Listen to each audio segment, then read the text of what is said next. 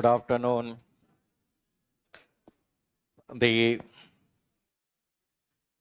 देखिए last class में file management के बारे में हम पढ़ रहे थे और इसमें फाइल सिस्टम जो कंसेप्ट होता है उसकी चर्चा कर रहे थे कि फाइल सिस्टम क्या होता है, फाइल सिस्टम कितने प्रकार के होते हैं। अब देखो, यहाँ जो ऑर्गेनाइजेशन किया जाता है उसे हम डिफाइन कर रहे थे और इसे हम जो डायरेक्टरी का कंसेप्ट पढ़ रहे थे, जिसमें अगला जो पॉइंट आता है ठीक है, जिसे हम आपके टाइप्स ऑफ क्या कहते हैं, डायरेक्टरी। ठीक है, डायरेक्टरी का मतलब हमने कहा था कि आपकी डायरेक्टरी खुद एक फाइल भी हो सकती है या फिर हम कहते हैं कि डायरेक्टरी का उपयोग जनरली किसी भी फाइल को स्टोर करने के लिए काम में लिया जाता है। तो यहाँ पे देखो, आपकी अलग अलग डायरेक्टरी हो सकती है। तो ये अलग अलग तरह से डायरेक्टरीज को यहाँ पे डिफाइन किया जाता है। तो जिसमें सबसे पहला जो पार्ट आपका यहाँ पे डायरेक्टरी में होता है, तो ये उसे हम जिस नाम से जानते हैं वो आपकी क्या कहलाती है, सिंगल लेवल। ठीक है, सिंगल लेवल डायरेक्टरी के नाम से यहाँ पर जानी जाती है। ठीक है, तो यहाँ पे देखो अलग अलग तरह की डायरेक्टरी हो सकती है, जिसमें सबसे पहली जो डायरेक्टरी है वो कौन सी डायरेक्टरी है, सिंगल लेवल। तो सिंगल लेवल डायरेक्टरी का मतलब क्या है, देखो समझो कि आपकी जितनी भी आपकी डायरेक्टरी होगी, कि आपके पास में हो सकता है कि एक से ज्यादा डायरेक्टरी आपकी होगी, लेकिन हायरार्की नहीं है। यहाँ पर जितनी भी डायरेक्टरी होगी वो सारी की सारी डायरेक्टरी एक ही लेवल पर होगी। तो हम कहते हैं कि आपके एक ही लेवल पर सभी तरह की डायरेक्टरीज को होल्ड किया जाता है, कि एक ही लेवल आपका है। तो ऐसे हम कह सकते हैं कि जैसे मान लो कि यहाँ पर ये आपकी D1 डायरेक्टरी है, ये D2 डायरेक्टरी है, ये D3 डायरेक्टरी है, D4 डायरेक्टरी है, D5 हो सकता है, D6 है, D7 है, D8 है। तो ये एक आपका है और इनमें हम कह सकते हैं कि इस डायरेक्टरी में ये फाइल हो सकती है, तो ये आपकी फाइलें हो सकती है इस तरीके से।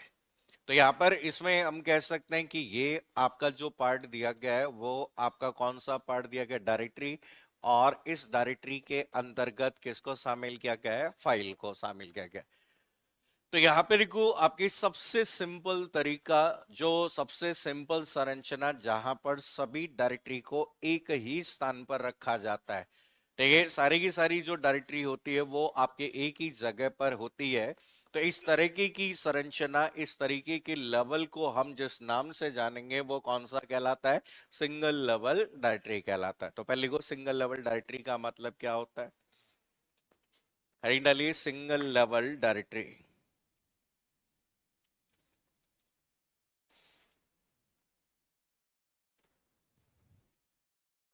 सिंगल लेवल डायरेक्टरी,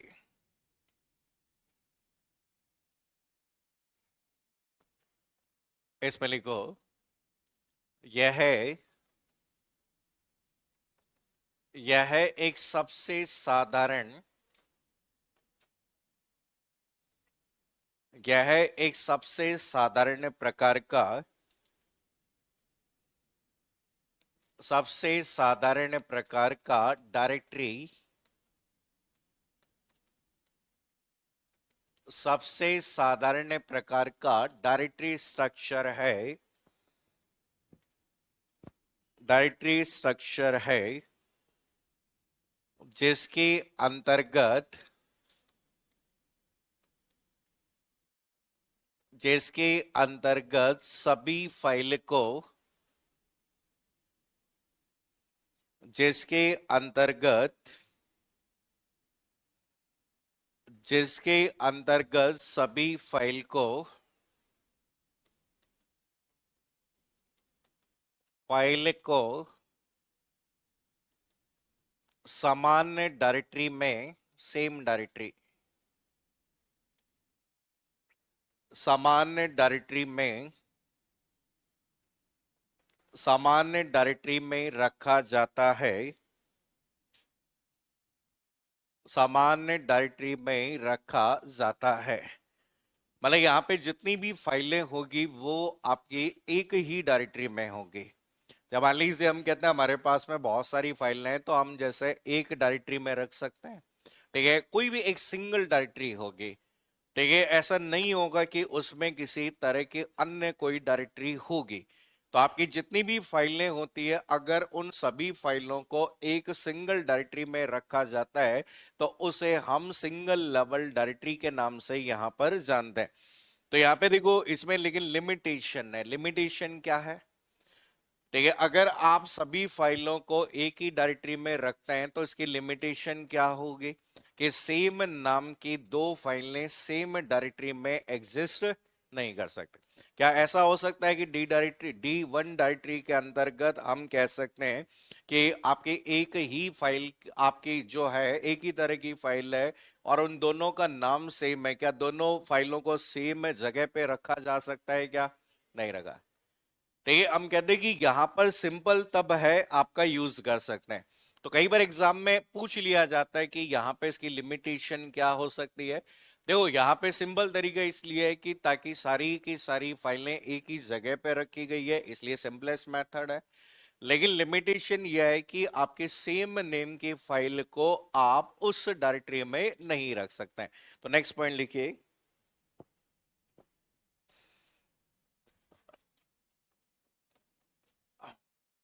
इस स्ट्रक्चर में ऐसे स्ट्रक्चर में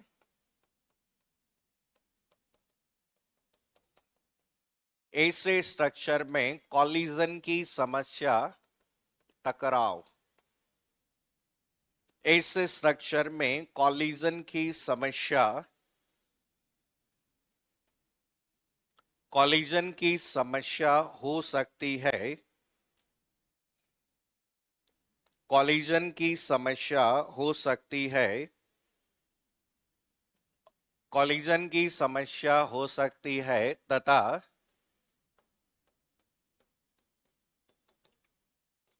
सर्चिंग में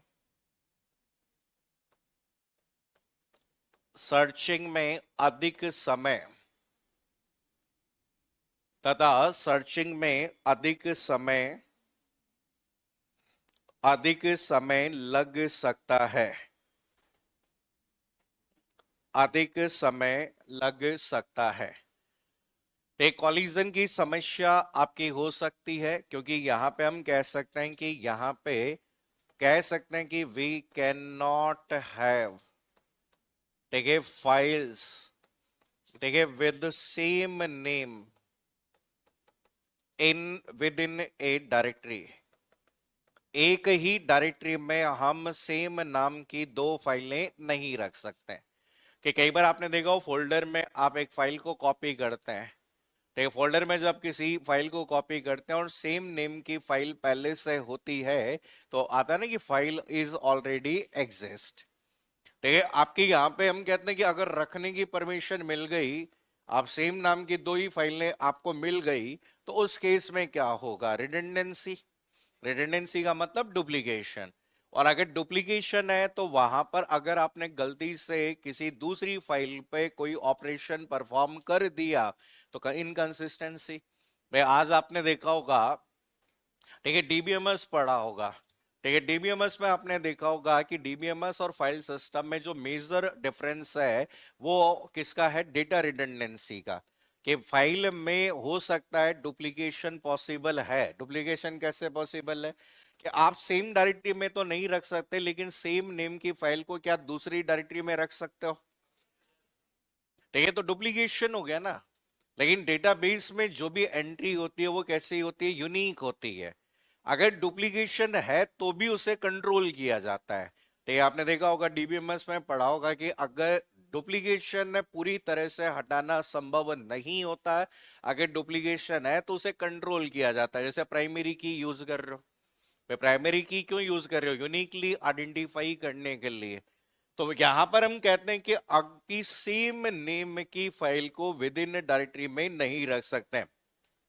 लेकिन यहां पे हम कहते हैं अगर डायरेक्टरी में फाइलों की संख्या ज्यादा, देखो सर्चिंग टाइम बढ़ेगा, सर्चिंग टाइम बढ़ेगा।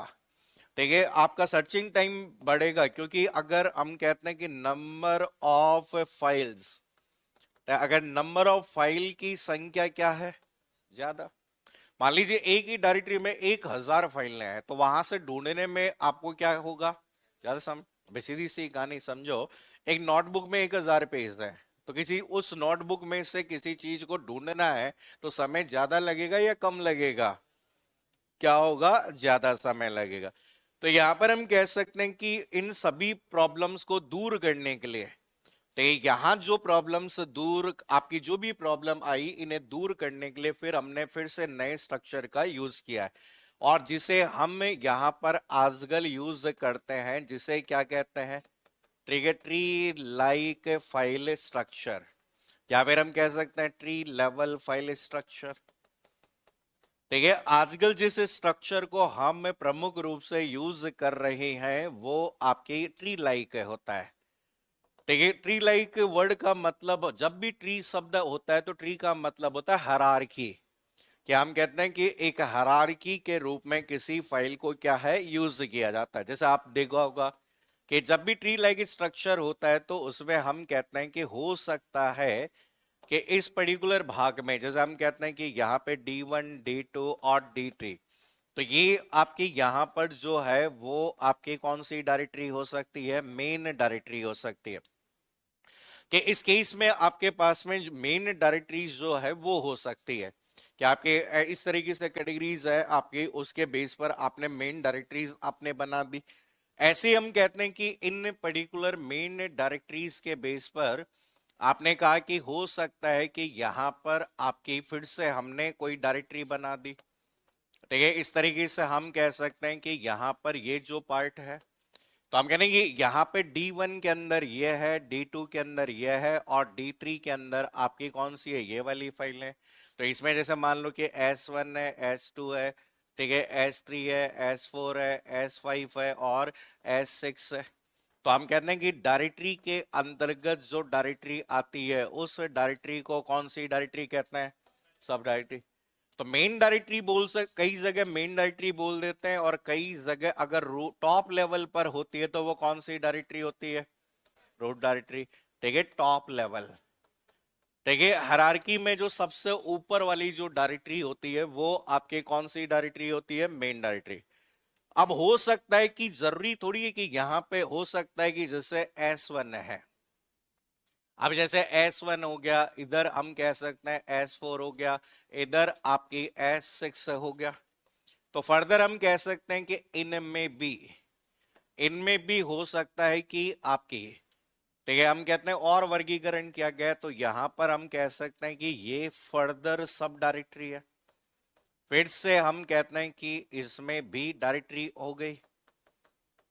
ठीक है, फिर हम कहते हैं कि इसमें भी आपकी सब डायरेक्टरी है। तो हम कहते हैं कि S1 के अंदर आपके यहां पर फिर से हम कहते हैं कि S1 के अंदर C1 C2 है। इस तरीके से हम कहते हैं S4 के अंदर आपके C3 C4 है। S6 के अंदर हमने एक और फोल्डर बना रखा है, C5 आपका C6 है, और यहां पर हो सकता है कि इसमें कोई फाइल हो। ठीक है, इस तरीके से कोई फाइल आपकी यहां पर हो गई। तो ये जो संरचना आपको यहां पर इस तरीके से जो हायरार्की लेवल्स के रूप में दिखाई देती है, ठीक है, जिसे कई बार मल्टी लेवल आपके फाइल स्ट्रक्चर कह सकते हैं, कई बार हम इसे ट्री लेवल फाइल स्ट्रक्चर भी यूज हो सकते हैं। तो यहां पर ये आपका संरचना कॉम्प्लिकेटेड होती है, भाई इसे इंप्लीमेंट करना थोड़ा सा क्या है, कॉम्प्लिकेटेड होता है। और लेकिन यहां पर हम ऑर्गेनाइज करने के लिए, एफिशिएंसी के लिए ये क्या होता है, सुटेबल आपका हो सकता है। तो लिखिए, नेक्स्ट लिखो फाइल।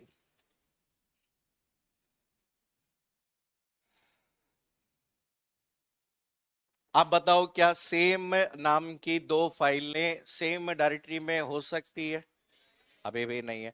लेकिन सेम नेम की फाइलें क्या दो डिफरेंट डायरेक्टरी में हो सकती है क्या, लेकिन there is possibility of inconsistency. क्यों, एक को अपडेट कर दिया और दूसरे को अपडेट नहीं किया।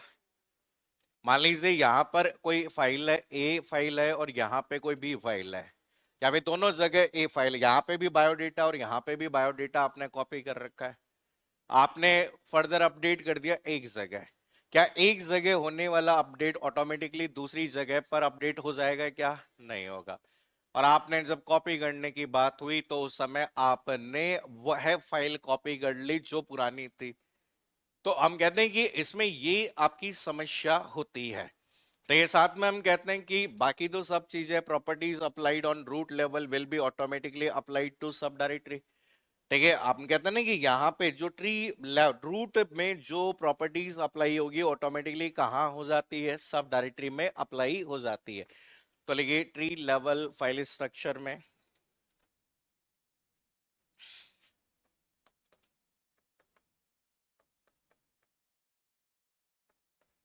इस प्रकार की संरचना को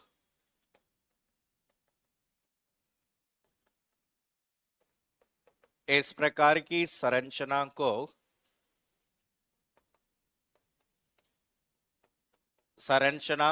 क्रियान्वयन करना कठिन होता है। क्रियान्वयन करना कठिन होता है। क्रियान्वयन करना कठिन होता है। नेक्स्ट पॉइंट लिखिए, अगर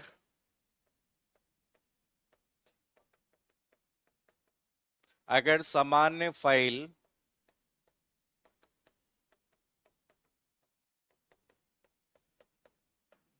अगर सामान्य फाइल डायरेक्टरियों में उपलब्ध है, डायरेक्टरियों में उपलब्ध है, डायरेक्टरियों में उपलब्ध है तथा अगर एक फाइल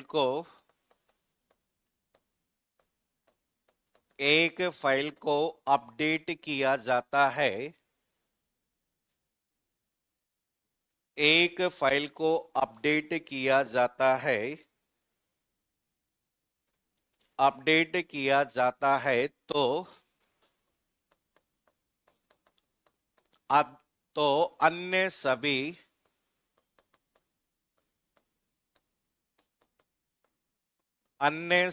फाइलों को अन्य सभी फाइलों को अपडेट करने की अन्य सभी फाइलों को अपडेट करने की आवश्यकता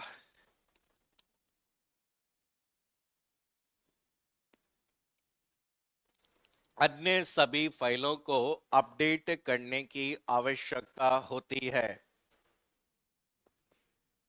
अन्य सभी फाइलों को अपडेट करने की आवश्यकता होती है। अगर ऐसा नहीं करोगे तो अगर यहां पे हम कहते हैं ऐसा नहीं करोगे तो आपकी आपकी क्या हो जाएगी, इनकंसिस्टेंसी। ठीक है, इनकंसिस्टेंसी प्रॉब्लम आपकी हो सकती है कि अगर आप ऐसा नहीं करते हैं तो डेटाबेस की डेटाबेस का जो फीचर है वो ऑटोमेटिकली अपडेट कर देता है। होता नहीं, जैसे ही क्रेडिट होता है जैसे ही क्रेडिट होता है या डेबिट होता है तो ऑटोमेटिकली आपकी जहां जहां पर आपकी इंफॉर्मेशन होती है वहां वहां इंफॉर्मेशन क्या हो जाती है, अपडेट। जैसे होता नहीं कि आप अगर कोई मोबाइल नंबर अपडेट करवा रहे हो तो एक जगह अपडेट करवाते हो ऑटोमेटिकली सारी जगह वो मोबाइल नंबर उस आपके अकाउंट से संबंधित क्या हो जाता है, अपडेट हो जाता है। तो यहाँ पे हम कहते हैं कि हमेशा हमें अपडेट करने की जरूरत होगी मैनुअली। अगर नॉर्मली अगर आपके पास लिमिटेड नंबर ऑफ फाइल्स है तो बहुत इजी है, क्या मैं लिमिटेड 2-3 फाइल है, लेकिन अगर एक फाइल बहुत सारी जगह पर अवेलेबल है तो ऐसा करना संभव नहीं है। कि भाई आप कैसे पता लगाओगे कि भाई कहां पर अवेलेबल है, किस जगह पर अवेलेबल है, ऐसा जो पार्ट आपका पूछा जा सकता है। ठीक है, तो ये जो आपका सेकंड स्ट्रक्चर जो आपका है जिसे ट्री लाइक स्ट्रक्चर। अब इसमें जो प्रॉब्लम आई वो प्रॉब्लम कौन सी प्रॉब्लम है, इनकंसिस्टेंसी। कौन सी प्रॉब्लम है, इनकंसिस्टेंसी। इस प्रॉब्लम को दूर करने के लिए आजकल एक और नए कंसेप्ट का यूज किया गया है। योगे नोट, जल्दी करो जल्दी।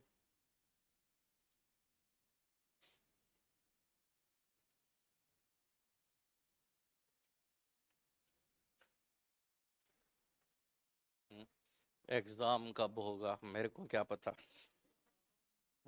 No idea. अभी कोई अपडेट नहीं है। हम्म।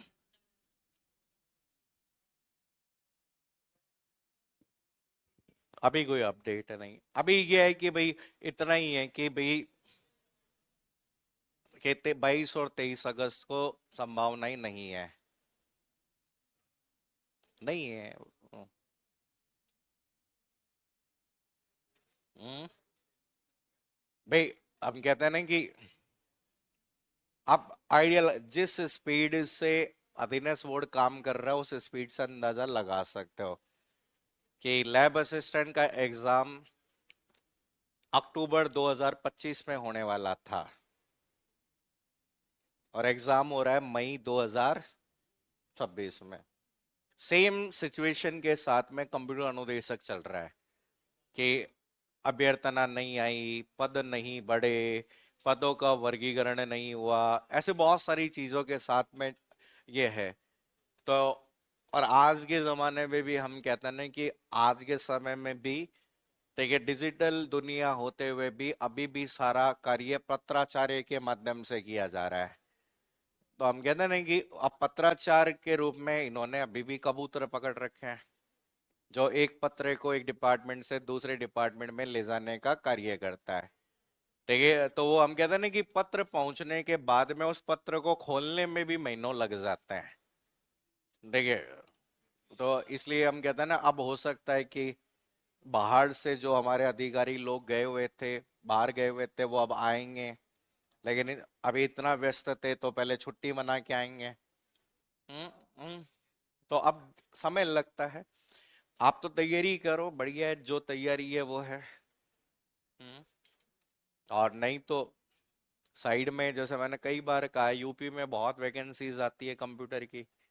ठीक है कोई जा भाई जैसे मैं अलवर के लोग इधर नौकरी करने की बजाय दिल्ली नौकरी करना पसंद करते हैं। तो दिल्ली क्या है, नजदीक है।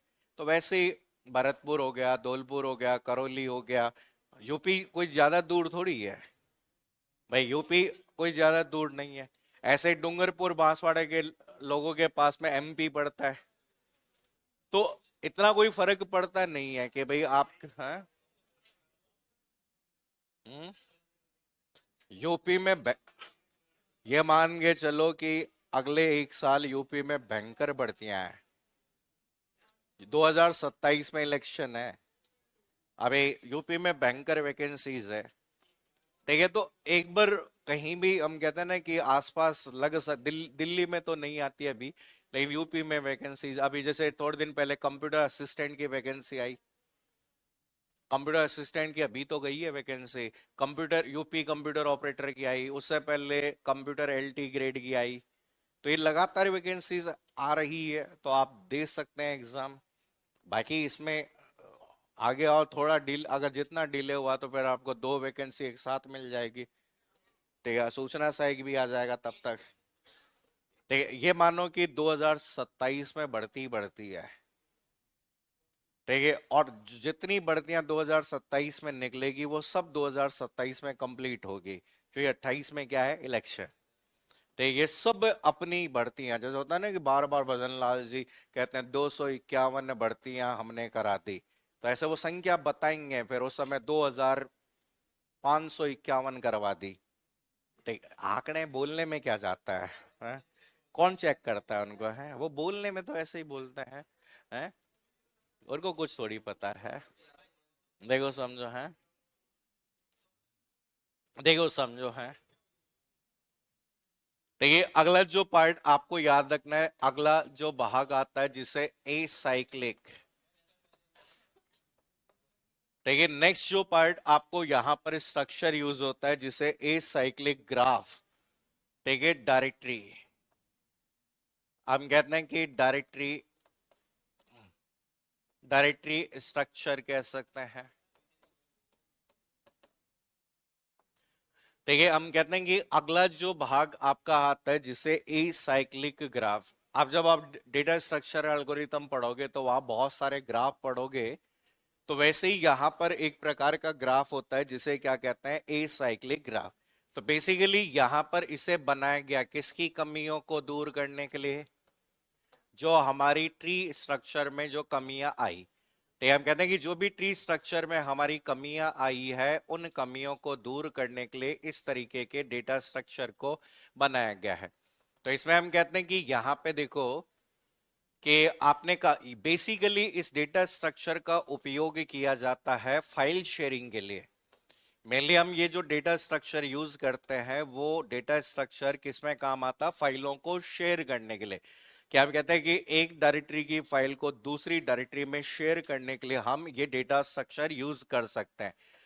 कि यहां पर इस तरीके से ध्यान रख सकते हो कि हम कहते हैं कि यहां पर इस तरीके से ये आपका यूज किया गया है। तो अभी हमने कहा कि एक जगह अपडेट करने से, ठीक है, दूसरी जगह अपडेट नहीं हो तो इनकंसिस्टेंसी की क्या हो सकती है, समस्या हो सकती है। क्या आप कह रहे हैं एक जगह अपडेट नहीं करेंगे तो there is a possibility of inconsistency. तो यहां पे देखो ए साइक्लिक जो ग्राफ होता है उसमें हम क्या करते हैं, लिंकिंग करते हैं। कि हम कहते हैं कि जैसे ये आपकी फाइल है और सेम फाइल है तो वो इंटर कनेक्टेड होती है किससे, दूसरे से। तो एक जगह अपडेट करेंगे तो ऑटोमेटिकली अपडेट कहां हो जाता है, दूसरी जगह। बस केवल यहां से अभी इतना ही याद रखना है, मेन एग्जाम में क्वेश्चन आता फाइल शेयरिंग के लिए कौन से डायरेक्टरी स्ट्रक्चर का यूज करते हैं, तो वो कौन सा है, ए साइक्लिक। बस यही क्वेश्चन आता है। तो लिख लो ए साइक्लिक। 5 मिस कॉल किसके आ गए? हम्म हम्म हम्म कुछ ना, आलोक राज, उनका एक ही बार आया था फोन है, एक बार आया था आइए वाले टाइम पे। ठीक है, वो मतलब पहले उनके पास मैं गया था फिर वहां से मेरे पास आया था। ठीक है, तो मतलब पहले उन्होंने जैसे वो हुआ था कि मतलब ये था कि भाई कई लोग जो है परेशान हो रहे थे और कंप्यूटर से रिलेटेड कोई भी वैकेंसीज होती है उन सब वैकेंसीज में टारगेट में ही होता हूँ। ठीक है, चाहे अच्छा अच्छा होगा तो मैंने किया, बुरा किया तो पाठशाला ने किया। ठीक है, हमेशा ये होता है। ठीक है, हमेशा, और मेरे कोई फर्क भी नहीं पड़ता। ठीक है, उस टाइम किसी ने कुछ छेड़छाड़ करके उसमें क्या कर दिया था, कोई अपलोड कर दिया था तो सब जगह वो शेयर कर दिया, लोगों ने डर के हमारे डिलीट मार दिए सब जगह, कईयों ने तो टेलीग्राम चैनल ही डिलीट मार दिए खुद के।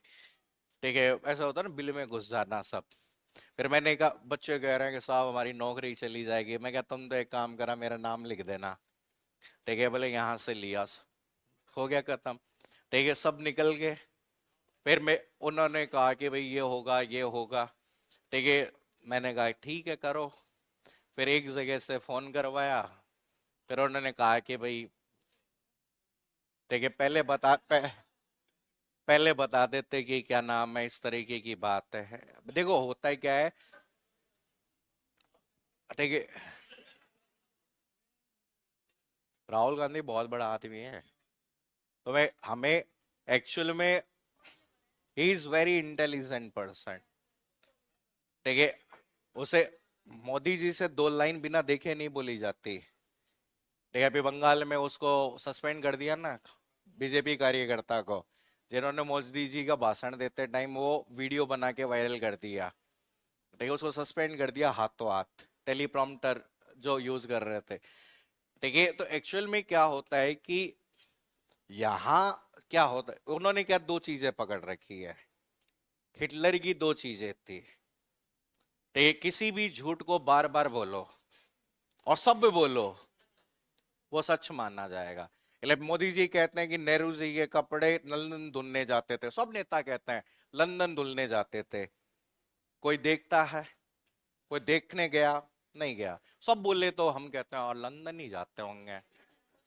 पूरी दुनिया ऐसे मानती है। और हमारे देश में क्या है, 90% जो जनता है, ठीक है, वो केवल और केवल क्या करती है, बातों पे ध्यान देती है जो कही गई बात नहीं।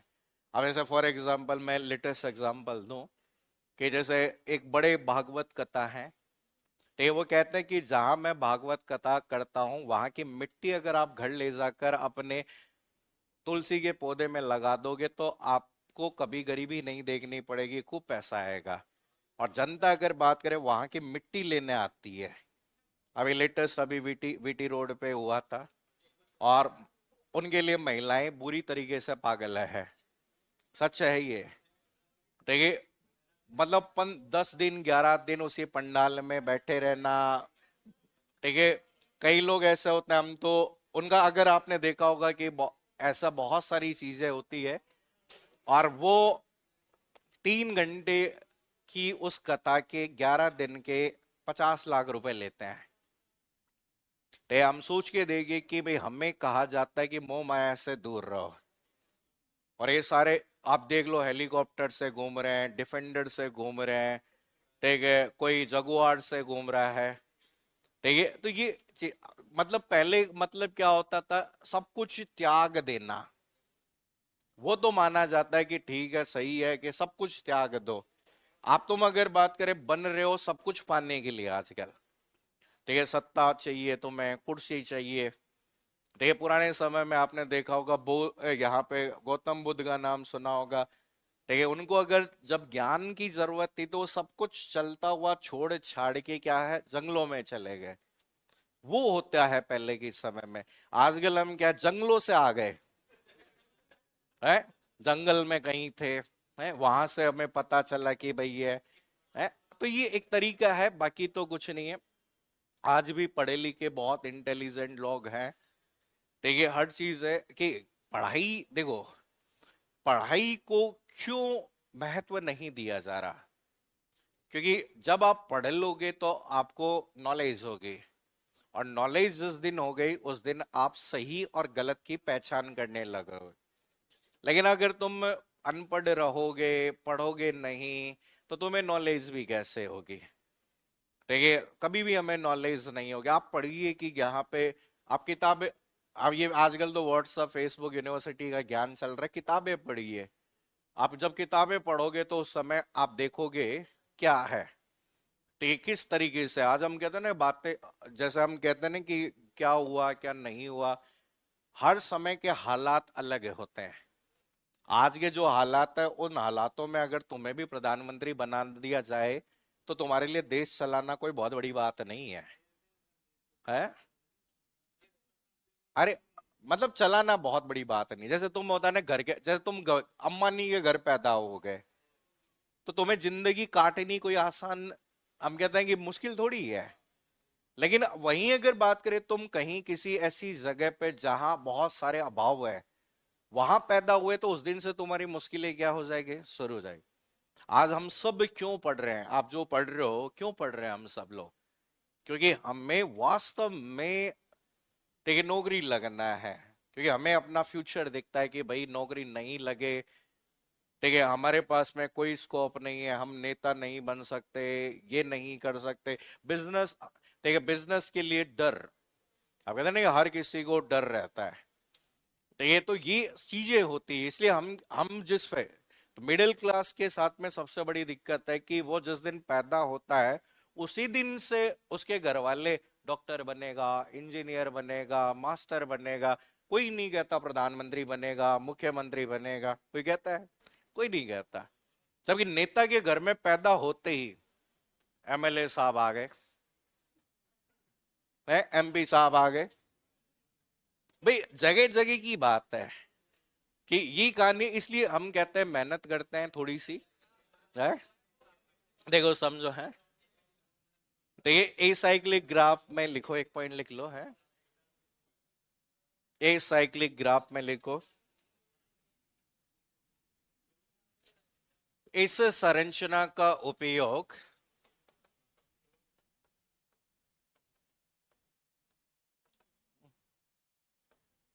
इस संरचना का उपयोग मुख्यतः इस संरचना का उपयोग मुख्यतः फाइल शेयरिंग हेतु,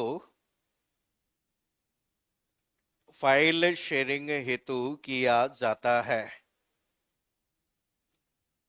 फाइल शेयरिंग हेतु किया जाता है, किया जाता है। तो आप कह रहे हैं कि यहाँ पे फाइल शेयरिंग के लिए प्रमुख रूप से यूज किया जाता है एक जगह, यूजर द्वारा एक जगह किए जाने वाले अपडेट ऑटोमेटिकली कहाँ हो जाते हैं, दूसरी जगह। ठीक है, तो यहाँ पर हम कहते हैं इंडेक्सिंग की होती है जिसके माध्यम से एक जगह होने वाले अपडेट ऑटोमेटिकली कहाँ हो जाते हैं, दूसरी जगह हो जाते हैं। ठीक है, इसके बाद में देखो यहाँ पर ये तो बता दिया। ठीक है, अगला जो पॉइंट आपके कभी कभी एग्जाम में आ जाता है कि फाइल अलोकेशन। ठीक है, फाइल अलोकेशन मेथड की बात होती है कि अगला जो पॉइंट आप लोगों से पूछा जा सकता है कि किसी भी फाइल को किस तरीके से अलोकेट किया जाता है। फाइल कहां अलोकेट होती है, फाइल को कहां रखा जाता है, अरे फाइल को कहां रखा जाता है, सेकेंडरी मेमोरी। कहां रखा जाता है, सेकेंडरी में। सेकेंडरी मेमोरी का तात्पर्य आजकल हम किससे करते हैं, हार्ड डिस्क से। कहां से करते हैं, हार्ड डिस्क। और ये जो फाइल होती है उस फाइल को हार्ड डिस्क में किस तरह से अलोकेट किया जाएगा। तो यहाँ पे अलग अलग तरह के अलोकेशन मेथड आपके हो सकते हैं। तो ये जिसमें सबसे पहला अलोकेशन आपका होता है, ठीक है, जिसे हम आपका कौन सा अलोकेशन कहते हैं, कंटिन्यूअस अलोकेशन। ठीक है, पहला जो अलोकेशन मेथड आपका हो सकता है कि किसी भी आपकी फाइल को मेमोरी में, आपकी जो सेकेंडरी मेमोरी में अलोकेशन होता है वो कौन सा अलोकेशन होता है, कंटिन्यूअस। कंटिन्यूअस के अलावा जैसे कि आपका अलोकेशन कौन सा हो सकता है, लिंक्ड अलोकेशन। ठीक है, यहां पर आपका किसी भी डिस्क में अलोकेट करने का एक और तरीका होता है जिसे कौन सा कहते हैं, लिंक्ड अलोकेशन।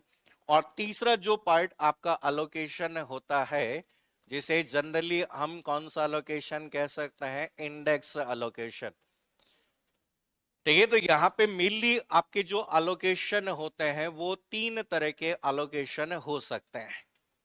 तो यहाँ पे देखो, समझो कि यहाँ पे कंटिन्यूअस अलोकेशन, नाम से पता चल रहा है कंटिन्यूअस।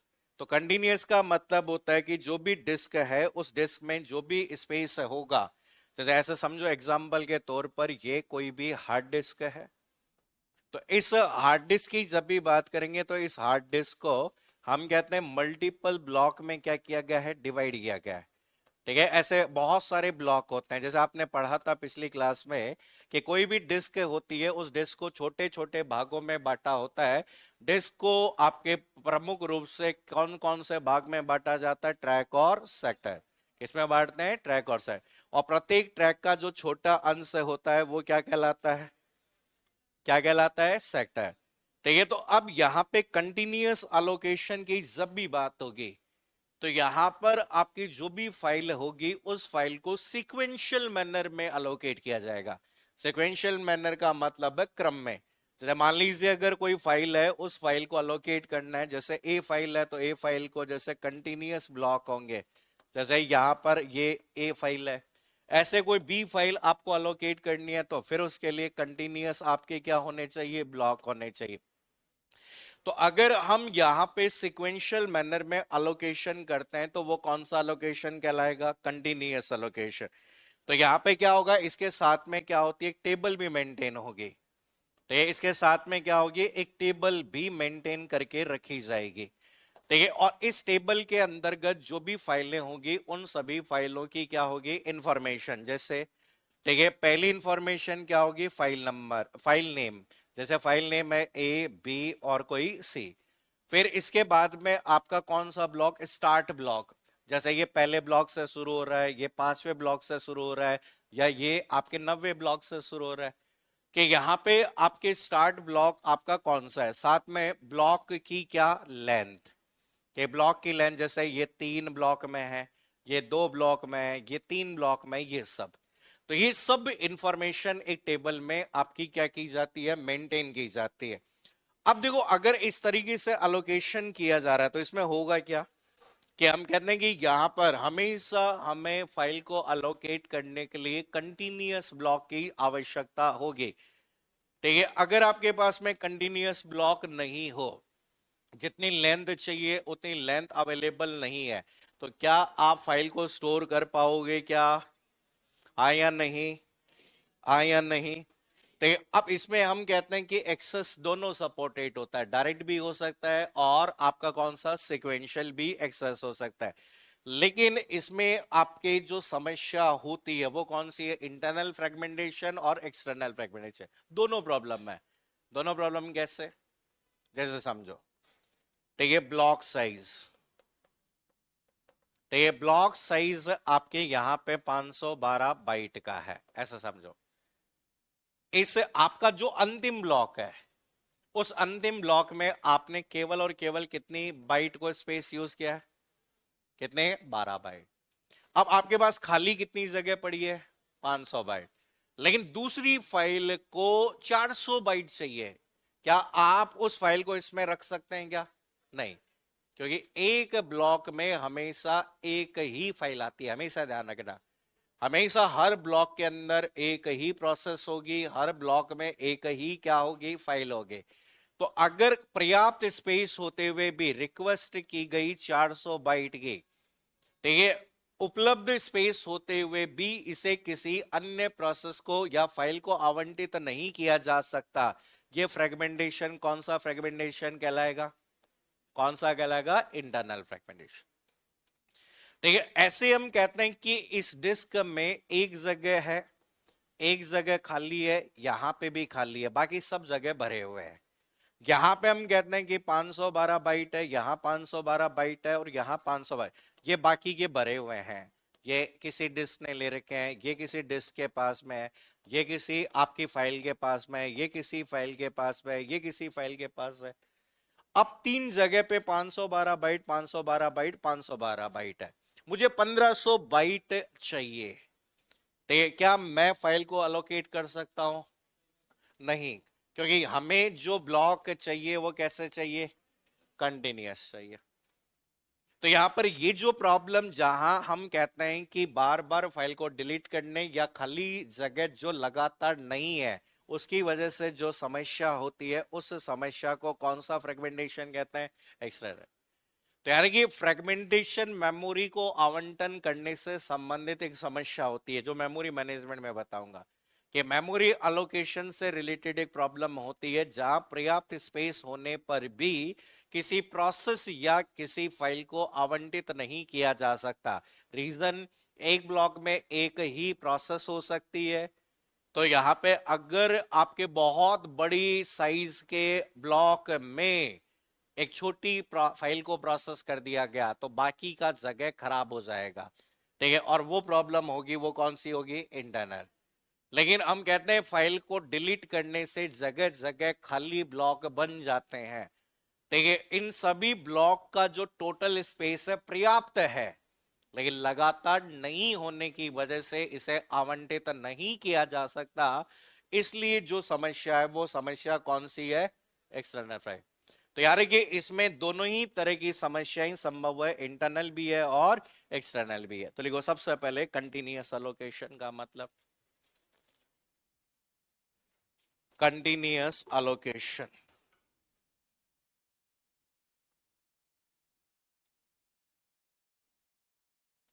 इसमें लिखो इस प्रकार की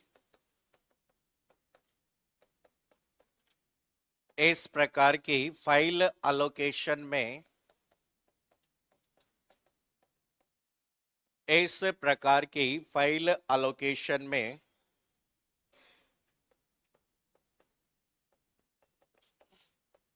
फाइल अलोकेशन में प्रत्येक फाइल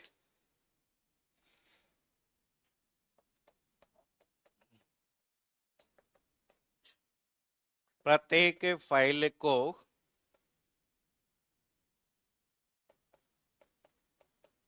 प्रत्येक फाइल को डिस्क में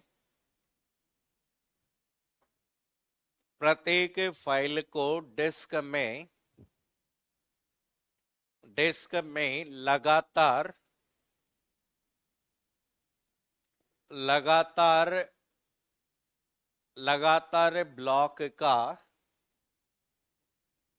लगातार ब्लॉक का एक सेट दिया जाता है, सेट दिया जाता है, सेट दिया जाता है। तो हमेशा हम कहते हैं कि जब भी अलोकेशन होगा, ठीक है, तो यहां पे हम कहते हैं कि आपको किसकी जरूरत पड़ेगी, स्टार्ट ब्लॉक, एंड हमेशा क्या स्पेसिफाई करनी पड़ेगी, लेंथ। ठीक है, आपको हमेशा जब भी अलोकेशन किया जाएगा तो आपसे, ठीक है, आप डिफाइन करेंगे कि भाई इस ब्लॉक से यहां स्टार्ट किया जा रहा है और इसकी आपकी क्या होगी, लेंथ होगी। तो हमेशा हमें क्या क्या पता करना पड़ेगा, सबसे पहले स्टार्टिंग ब्लॉक का क्या पता करना पड़ेगा, एड्रेस। फिर इसके बाद में उस पोर्शन की लेंथ की बात करनी पड़ेगी जिसे इस फाइल ने क्या किया है, ऑक्युपाई किया है। तो यहाँ पे हम कहते हैं कि हमेशा हमें इस तरीके से क्या करना पड़ेगा, कैलकुलेट करने की बात है। तो यहाँ पे याद रखना, इसमें बाकी तो यही पॉइंट याद रखना है, सिक्वेंशियल, तो ये सिक्वेंशियल एंड डायरेक्ट एक्सेस। आप चाहें तो इसमें एक्सेस सिक्वेंशियल मैनर में भी कर सकते हैं, कि अगर आप क्रम के रूप में एक्सेस करना चाहें तो क्रम के रूप में एक्सेस कर लो, और डायरेक्टली अगर एक्सेस करना चाहें तो डायरेक्टली भी आप क्या कर सकते हो, एक्सेस कर सकते हो। ठीक है, मेमोरी यूटिलाइजेशन के संदर्भ में ये इनएफिशिएंट बना देता है। अगर आप सिक्वेंशियल करोगे तो समय ज्यादा लगेगा या कम लगेगा, सिक्वेंशियल में समय ज्यादा लगेगा या कम, ज्यादा, और डायरेक्ट के केस में कम होगा। ठीक है, यहां पर हम कहते हैं कि आपकी फाइल की साइज को बढ़ाना क्या संभव है, मैं फाइल की साइज को बढ़ाना चाहूं तो क्या फाइल की साइज को बढ़ा सकता हूं क्या, आपके अभी लेंथ 3 है, आप चाहते हो कि आपकी लेंथ बढ़ाकर 5 करो, ठीक है, जरूरी थोड़ी ये ब्लॉक आगे वाला खाली मिले। भाई अभी आपके पास में 300 गज का प्लॉट है, आप कहते हो 400 गज का चाहिए, तो जरूरी थोड़ी है बगल वाला प्लॉट खाली मिले। देखिए, जरूरी थोड़ी है कि वो स्पेस आपको बाद में मिले, कि हम कहते हैं कि आपकी फाइल्स है, हम कहते हैं कि आपको कहा गया कि फाइल की साइज को इंक्रीज करना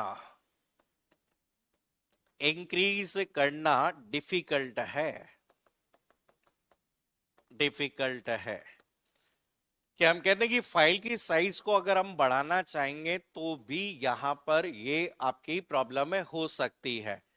तो ये इसके बाद में हम कहते हैं, याद रखना, अभी बस इतना ही याद रखना कि इंटरनल एंड एक्सटर्नल फ्रेगमेंटेशन,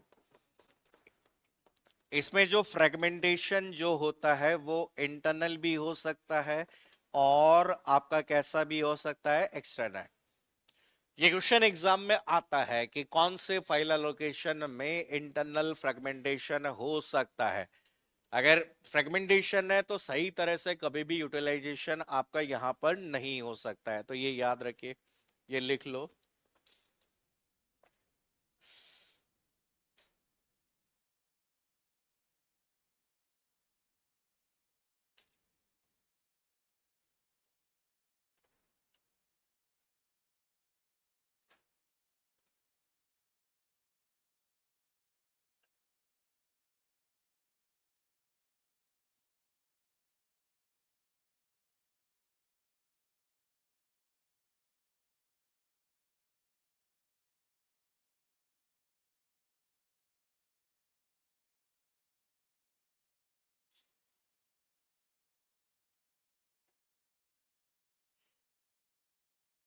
जल्दी लिखो, जल्दी।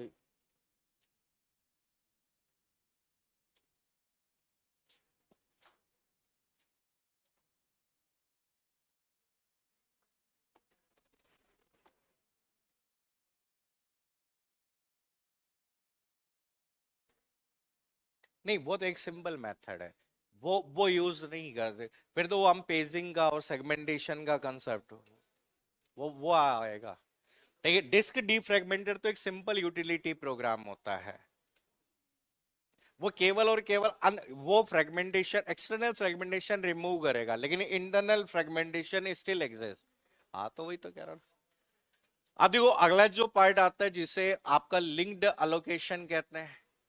तो लिंक्ड अलोकेशन में क्या होता है कि यहां पर need not be required to be contiguous, आपको जरूरी नहीं है कि कंटिन्यूअस होना चाहिए, आप एक जगह यहां पे कर सकते हैं, एक यहां कर सकते हैं, एक यहां कर सकते हैं, एक यहाँ।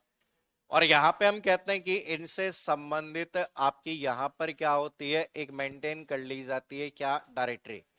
ठीक है, डायरेक्टरी में जैसे हम कह सकते हैं कि कोई भी फाइल का नाम हो सकता है, जैसे ए नाम है। ठीक है, वही स्टार्ट ब्लॉक हो सकता है, जैसे एक हो गया। और लेंथ आप डिफाइन कर सकते हैं, जैसे 8 है। तो यहाँ पे इसमें हम कहते हैं कि आपके हर एक ब्लॉक जो है, तो हम कहते हैं कि इस तरीके से हम कहते हैं कि लिंकिंग होती है, इस तरीके से हम कहते हैं कि आपकी यहां पर क्या हो सकती है, लिंकिंग हो सकती है। तो लिंकिंग अगर होगी तो यहां पर हम जरूरी नहीं होता कि आपको लगातार ही यहां पर क्या करना है, स्टोर करना है। ठीक है, तो यहाँ पर आपके साइज को बढ़ा सकते हैं। साइज क्यों बढ़ा सकते हैं, क्योंकि आप किसी भी ब्लॉक को जो भी अवेलेबल है उससे क्या कर सकते हो, आवंटित कर सकते हो। तो लिखिए सेकंड, लिखिए लिंक्ड अलोकेशन।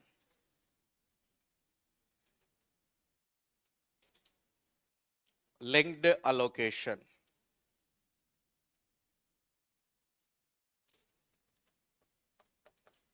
इस अलोकेशन के अंतर्गत,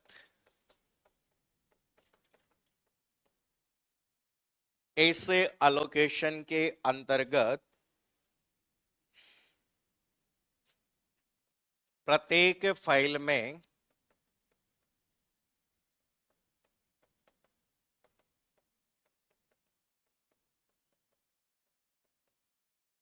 प्रत्येक फाइल में डिस्क ब्लॉक की, प्रत्येक फाइल में डिस्क ब्लॉक की एक, डिस्क ब्लॉक की एक लिंक लिस्ट होती है। डिस्क ब्लॉक की एक लिंक लिस्ट होती है, जो जो लगातार जो लगातार होना जरूरी नहीं है, जो लगातार होना जरूरी नहीं है, लगातार होना जरूरी नहीं है।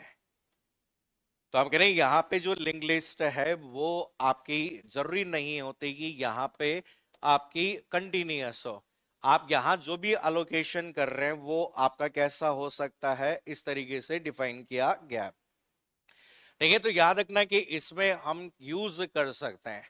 अब इसमें इंडेक्सिंग की कहानी है, देखो कंटिन्यूअस, कंटिन्यूअस में क्या फाइलों का या डिस्क के ब्लॉक का लगातार होना जरूरी है क्या, अरे हाँ या नहीं, अरे कंटिन्यूअस ब्लॉक होना जरूरी है क्या, अगर नहीं हो तो क्या हम फाइल को अलोकेट कर सकते हैं क्या, अरे अलोकेट कर सकते हैं क्या, नहीं कर सकते।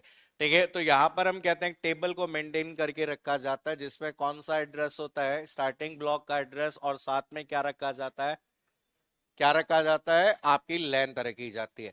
फाइल की साइज इंक्रीज होने पर क्या फाइल की साइज को बढ़ाना यहाँ पे संभव है क्या, नहीं है, क्योंकि यहाँ पे जरूरी नहीं है कि हमारे पास में स्पेस अवेलेबल हो या नहीं हो। क्या इसमें इंटरनल और एक्सटर्नल फ्रेगमेंटेशन हो सकते हैं क्या, फ्रेगमेंटेशन का मतलब इनएफिशिएंट यूटिलाइजेशन ऑफ मेमोरी। ठीक है, अगर ब्लॉक बड़े ब्लॉक साइज में एक छोटे साइज की फाइल को अलोकेट कर दिया गया तो कौन सा अलोकेशन, कौन सा होगा, इंटरनल। और जगह जगह पर खाली ब्लॉक होते हुए भी उन्हें कंबाइन ना करके वो फाइल अलोकेट नहीं हो सकती, वो कौन सी होती है, एक्सटर्नल। कंटिन्यूअस अलोकेशन की प्रॉब्लम को सॉल्व करने के लिए कौन सा अलोकेशन यूज किया गया, इंडेक्स। इंडेक्स में जो ब्लॉक होते हैं वो क्या रेगुलर होने जरूरी है क्या, हाँ या नहीं, नहीं। ठीक है, अब इसमें क्या होता है कि इंडेक्सिंग होती है। इंडेक्सिंग का मतलब होता है प्रत्येक ब्लॉक जो होता है उसका खुद का एक नंबर होता है, जिसे कौन सा नंबर कहते हैं, इंडेक्स नंबर। ठीक, उस इंडेक्स नंबर के आधार पर डिस्क के प्रत्येक ब्लॉक के साथ में क्या की गई है, इंडेक्सिंग की गई है। तो यहाँ पर इसमें हमेशा जो एक्सेस होगा, एक्सेस से क्या सिक्वेंशियल संभव है, नहीं। इसलिए हमेशा हम एक्सेस जो यूज करेंगे वो कौन सा होगा, डायरेक्ट। क्योंकि आप रेंडमली किसी भी ब्लॉक को एक्सेस करना चाहते हैं, उस फाइल को यूज करने के लिए काम लेना चाहते हैं। क्या इसमें एक्सटर्नल फ्रेगमेंटेशन की समस्या दूर हुई क्या? हाँ या नहीं? हाँ। ठीक है, तो यहाँ पे हम कहते हैं कि आपकी एक्सटर्नल फ्रेगमेंटेशन की समस्या खत्म हो गई। ठीक है आपकी, लेकिन इंटरनल फ्रेगमेंटेशन स्टिल एग्जिस्ट। ठीक है, आपने कहा कि जहां जहां खाली ब्लॉक है वहां आवंटन कर दो। ठीक है, लेकिन ब्लॉक की साइज बड़ी है और उसमें छोटी साइज की फाइल है, वो तो रिमूव नहीं कर सकते आप। ठीक है, तो इंटरनल फ्रेगमेंटेशन तो अभी भी होगा, लेकिन किसे दूर कर दिया गया, एक्सटर्नल फ्रेगमेंटेशन को दूर कर दिया गया। ठीक है, तो इसमें आपको अतिरिक्त खर्चा भी और आ गया। कैसे? आपको एक पॉइंटर ओवरहेड मैनेज करना पड़ा, क्योंकि हर एक ब्लॉक के साथ में इंडेक्सिंग है, तो आपको पॉइंटर के माध्यम से ओवरहेड की भी क्या हुई, जरूरत हुई। तो मेनली देखो यहां पर जो यूज किए जाते हैं, अब यहाँ पे कई जगह पे आपके अलग अलग तरह की इंडेक्सिंग होती है। जैसे हम कहते हैं कि सिंगल लेवल होती है, कहीं मल्टी लेवल होती है, ऐसी अलग अलग तरह की इंडेक्सिंग आपके काम में ली जाती है। आजकल क्या किया जाता है, इन दोनों को कंबाइन करके एक और आपके स्ट्रक्चर का यूज किया जाता है, जिसे कौन सा कहते हैं, क्या कहते हैं, इंडेक्स। ठीक है, एक अलग से इंडेक्स बनाई ली जाती है। ठीक है, और उसके माध्यम से आप संबंधित फाइल को क्या कर सकते हो, डायरेक्ट कर सकते हो। इस स्ट्रक्चर को आपके लाइनेक्स वगैरह के अंदर आपका बहुत ज्यादा यूज किया जाता है, और उसे हम जनरली कौन सा स्ट्रक्चर भी कहते हैं, आई नोड भी कह सकते हैं। ठीक है, तो इसमें एक पॉइंट लिख लो, आई नोड में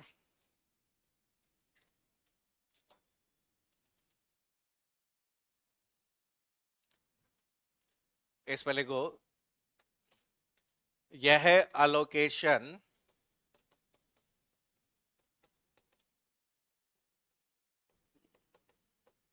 यह अलोकेशन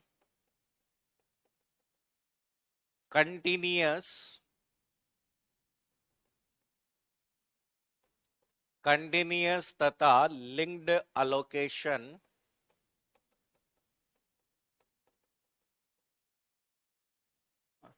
कंटिन्यूअस तथा लिंक्ड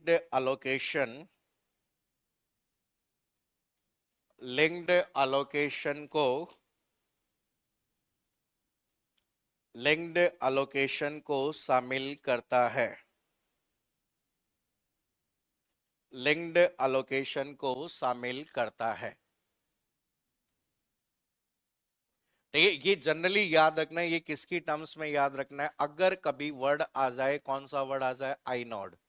आई नोड बेसिकली आपके किस में शामिल होता है, लाइनेक्स में। तो लाइनेक्स या यूनिक्स के संदर्भ में आपका यूज होता है कि आई नोड वर्ड अगर लाइनेक्स हो, उसमें एक एडिशनल नंबर होता है, कि वो हमें ध्यान रखना है। नेक्स्ट पॉइंट लिखिए,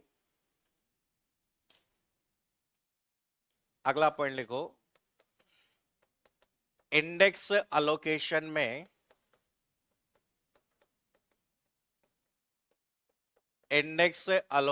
में एक विशेष ब्लॉक होता है,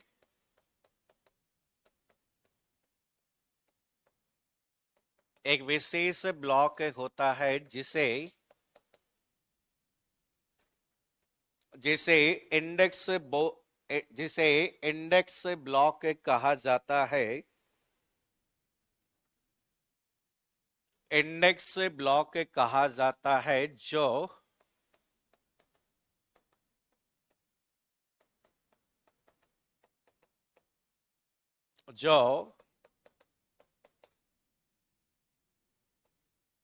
जो सभी ब्लॉक को जो सभी ब्लॉक को सभी ब्लॉक को लिंक करने वाले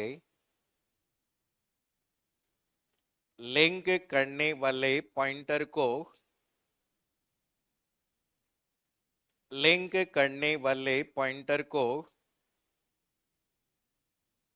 लिंक करने वाले पॉइंटर्स को शामिल करता है।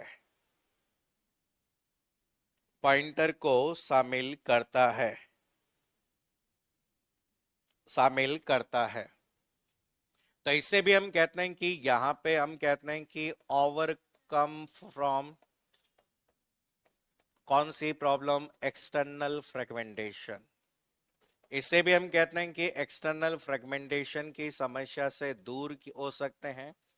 तो ये साथ में प्रमुख रूप से हम कहते हैं कि यहाँ पर भी आपका कौन सा एक्सेस होता है, डायरेक्ट। जैसे होता है ना इंडेक्स बनी होती है, तो उस इंडेक्स से हम क्या कर सकते हैं, डायरेक्ट एक्सेस कर सकते हैं। तो ये नॉर्मली यहाँ पे देखो इस तरीके से एग्जाम में डायरेक्टली आप लोगों से सवाल पूछे जाते हैं। तो यार ये फाइल एलोकेशन मेनली कितने तरह के होते हैं? अरे फाइल एलोकेशन मेनली कितने तरह के, 3। तो ये जहां लगातार कंटिन्यूअस ब्लॉक के माध्यम से एलोकेशन किया जाता है वो कौन सा है, कंटिन्यूअस। कंटिन्यूअस एलोकेशन में कौन सी प्रॉब्लम होती है, इंटरनल फ्रेगमेंटेशन और एक्सटर्नल। क्या इसमें सिक्वेंशियल और डायरेक्ट एक्सेस दोनों हो सकता है क्या? अरे हाँ या नहीं? ठीक है, जहां आपके जो ब्लॉक का, जहां ब्लॉक की एक लिंक लिस्ट आवंटित करके यहाँ पर आवंटित की जाती है वो कौन सा है, लिंक्ड एलोकेशन। लिंक एलोकेशन के अंदर क्या सभी ब्लॉक कंटिन्यूअस होने आवश्यक है क्या? अरे हाँ या नहीं? नहीं होता है, ये फ्लेक्सिबल होता है। क्या फाइल साइज, ठीक है, हम ऐसा भी कह सकते हैं कि आप यहाँ पर और यूज यहाँ पे लिख सकते हो फ्लेक्सिबल। ठीक है, flexible to increase file size. अगर पूछ लिया जाए क्या फाइल साइज को इंक्रीज करने में ये फ्लेक्सिबल है क्या? अरे हाँ या नहीं? क्या फाइल साइज को इंक्रीज करने में फ्लेक्सिबल है क्या? है भाई, आप कितने भी ब्लॉक आप इंडेक्स करके क्या कर सकते हो, यूज कर सकते हो। ठीक है, हम कहते हैं कि यहां पर क्या इसमें एक्सटर्नल फ्रेगमेंटेशन होगा क्या? अरे होगा या नहीं होगा? Does not suffer from. ठीक है, कौन से फ्रेगमेंटेशन, इंटरनल या एक्सटर्नल? External fragmentation. तो ये हम कहते हैं कि ये एक्सटर्नल फ्रेगमेंटेशन से सफर नहीं होता। ये क्वेश्चन आता है एग्जाम में कि एक्सटर्नल फ्रेगमेंटेशन यहाँ पर किसमें नहीं होता, तो इसमें भी नहीं होता। ठीक है, तो यहाँ पर क्या ब्लॉक को हम यूज कर सकते हैं? क्या ब्लॉक को रेंडमली डिस्ट्रीब्यूट किया गया है क्या? अरे हाँ या नहीं? ब्लॉक रेंडमली डिस्ट्रीब्यूटेड है या सीक्वेंस में है? रैंडमली है, तो लिंकिंग करने में समय ज्यादा लगेगा या कम लगेगा? ज्यादा लगेगा। ठीक है भाई, आपके अलग अलग जगह लिंक करनी पड़ेगी तो समय क्या लगेगा, क्या लगेगा, ज्यादा लगेगा। ठीक है, इसमें यहां पर याद रखना कि आपको अब एक थोड़ा सा इसमें करेक्शन कर लेना। ठीक है, इसमें हम कहते हैं कि अगर एक्सेस करेंगे आपके रेंडमली तो एक क्यू सीक्वेंस बनानी पड़ेगी, तो इसमें करेक्शन कर लेना, डज नॉट सपोर्ट। ठीक है, डायरेक्ट या रैंडम एक्सेस। ठीक है, इसमें आपको वैसे फाइल डिस्क में तो डायरेक्ट एक्सेस होता है, लेकिन लिंकिंग की गई है तो लिंकिंग हमेशा एक पर्टिकुलर सीक्वेंस में ही होगी, एक ऑर्डर में ही होगी, इसलिए एक्सेस करने में समय क्या लगेगा, ज्यादा। हमेशा पॉइंटर की जरूरत होगी लिंकिंग। देखो जब भी आपकी लिंकिंग करने की जरूरत होती है तो किसकी जरूरत पड़ती है, पॉइंटर की। तो इस प्रॉब्लम से दूर होने के लिए हमने इंडेक्स एलोकेशन यूज किया, जहां पर एक्सेस इसमें सीक्वेंशियल था। इस प्रॉब्लम को दूर करने के लिए कौन सा लोकेशन किया, इंडेक्स। इंडेक्स में हम कहते हैं, इंडेक्स में देखो इंडेक्स टेबल बनाएंगे जिसमें से हम डायरेक्टली उस ब्लॉक का नंबर पाकर कौन सा एक्सेस कर सकते हैं, सीक्वेंशियल या डायरेक्ट? अरे सीक्वेंशियल या डायरेक्ट। इंडेक्स क्यों बनाते हैं, ताकि हम सीधा उस जगह पर क्या कर सके, पहुंच सके। तो मेनली देखो एग्जाम में यहाँ पे फाइल से संबंधित जो क्वेश्चन पूछे जाते हैं, वैसे तो मेनली ये एक इंपॉर्टेंट पॉइंट है, ध्यान रखना। एग्जाम में कई बार एलोकेशन से संबंधित क्वेश्चन आते हैं। कैसे क्वेश्चन आते हैं, आपने सॉफ्टवेयर वाले में फाइल सिस्टम की जो शीट आपने सॉल्व की उसमें देखा होगा। ठीक है, इनमें से बहुत रेयर क्वेश्चन आते हैं कि डायरेक्टरी वायरेक्टरी, डायरेक्टरी से क्वेश्चन आएगा तो सीधा सवाल आता है। ये डायरेक्टरी से संबंधित कोई सवाल पूछा जाएगा तो डायरेक्ट आप लोगों से सीधा पूछा जा सकता है। अब यहां पे देखो फाइल से संबंधित अगला जो पॉइंट आता है वो आपके डिस्क का आता है। ठीक है, क्योंकि अगला जो आपका पॉइंट आता है जिसे हम जनरली डिस्क से संबंधित कहते हैं, वैसे डिस्क वाला पार्ट केवल सीनियर में दिया हुआ है, लेकिन यहां पर हमें कुछ पॉइंट याद रखने हैं। जैसे ठीक है, हम चूंकि हम फाइल को पढ़ रहे हैं तो फाइल को कहाँ स्टोर करते हैं, कहाँ करते हैं, डिस्क में। और डिस्क में स्टोर करते हैं तो हमें एक पॉइंट पूछा जाता है जिसे कौन सा कहते हैं, डिस्क मैनेजमेंट। हम्म, किसको, किसमें, इंडेक्स में, कौन से में, इसमें, इसमें आप अगर बात करें जितने भी जो पॉइंट होंगे उनकी लिंकिंग के लिए पॉइंटर और यूज करेंगे, इसीलिए हमने कहा additional overhead increases due to pointer. एक पॉइंटर मेंटेन किया जाएगा जो अगले का क्या करेगा, एड्रेस करेगा। क्या लेंथ, तो टोटल, टोटल कितने ब्लॉक में चाहिए, ठीक है। आप अलग अलग जगह, लेकिन फाइल की साइज कैसे डिफाइन करोगे, वो तो साइज तो उसी से डिफाइन करोगे ना। तो ये टोटल कितने ब्लॉक में असाइन की गई है, लेंथ बताने के लिए यूज कर सकते हैं कि भाई आपकी कितनी लेंथ आपकी हो सकती है, ये बताने के लिए हम यूज कर सकते हैं। बाकी अगर बात करें, हमेशा जब भी इसमें लिंक्ड अलोकेशन है तो किसकी जरूरत होगी, पॉइंटर की। और पॉइंटर हमेशा कौन सा एड्रेस को लिंक करेगा, नेक्स्ट एड्रेस को लिंक करेगा। या फिर यहां पे हम ऐसा भी बोल सकते हैं, अगर यहां पे स्टार्ट की जगह यहां पे हम यहां पर लेंथ की जगह ये भी यूज कर सकते हैं, कौन सा यूज कर सकते हैं, एंड ब्लॉक। एंड ब्लॉक को भी यूज कर सकते हैं। एंड ब्लॉक का मतलब जैसे मान लो 29 पे खत्म हो रहा है,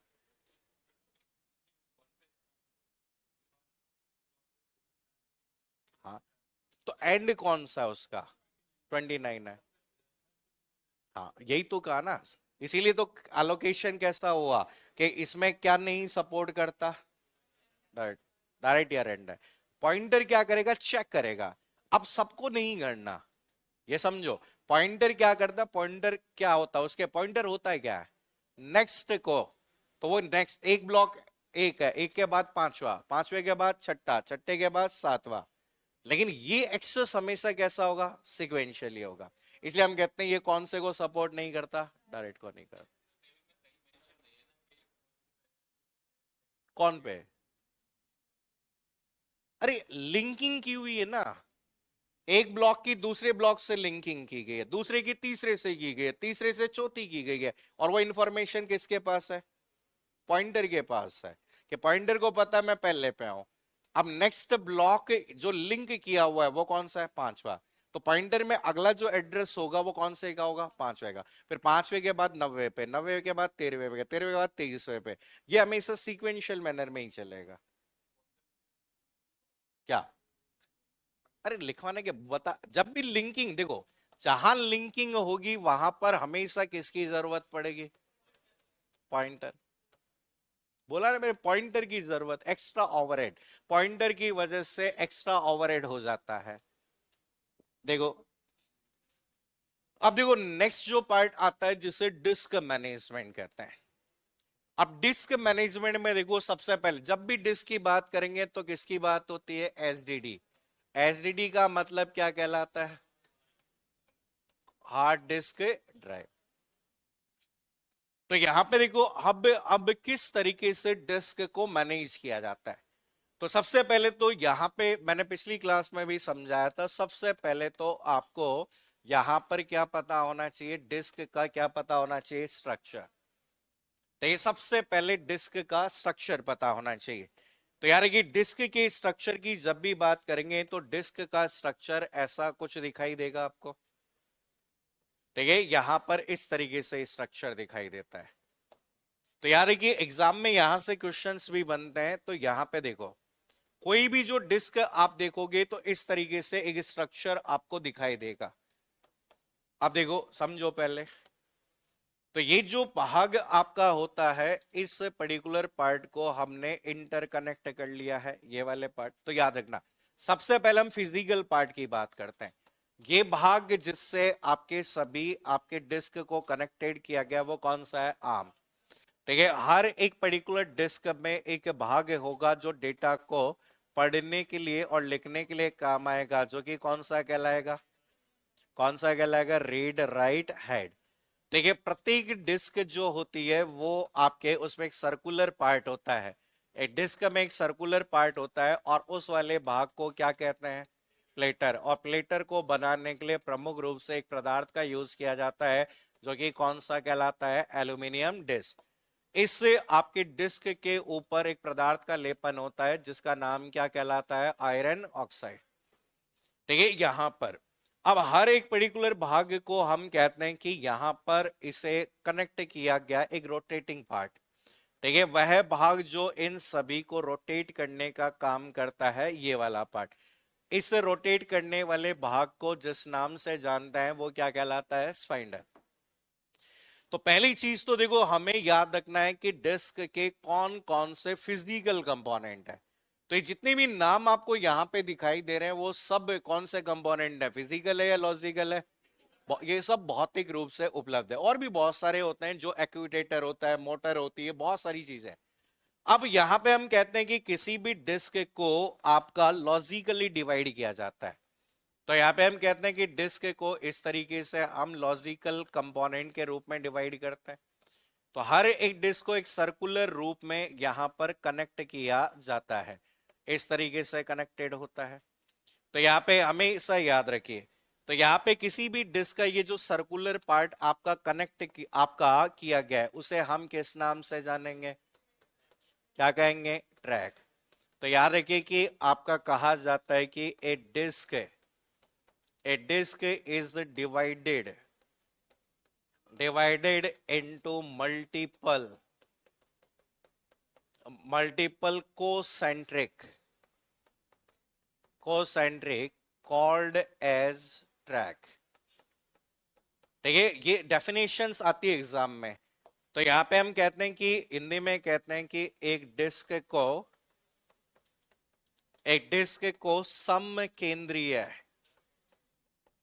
समकेंद्रीय वलय में विभाजित किया जाता है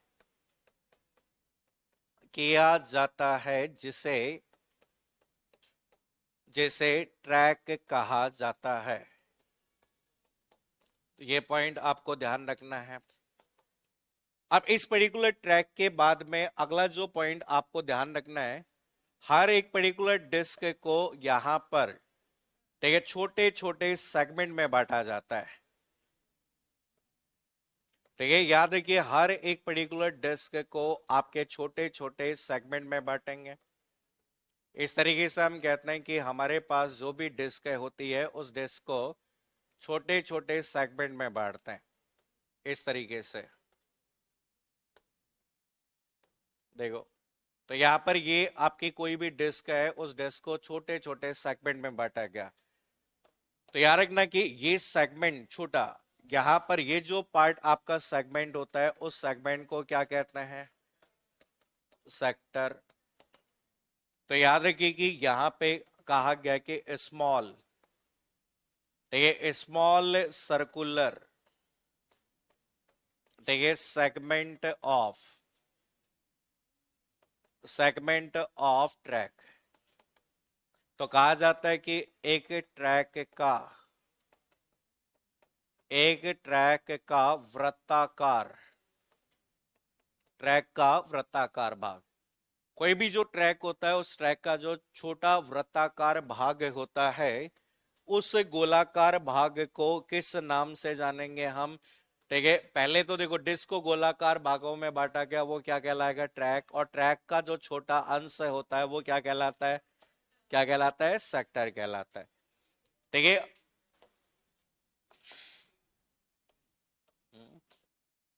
नेक्स्ट देखिए, अगला जो पॉइंट आपको यहां पे ध्यान रखना है, अब आपके पास में लगातार इस तरीके से है।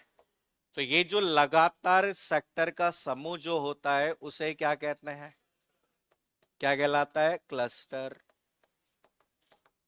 ठीक है, तो नेक्स्ट जो पॉइंट आपको यहां पे ध्यान रखना है, ठीक है, आपका सेट ऑफ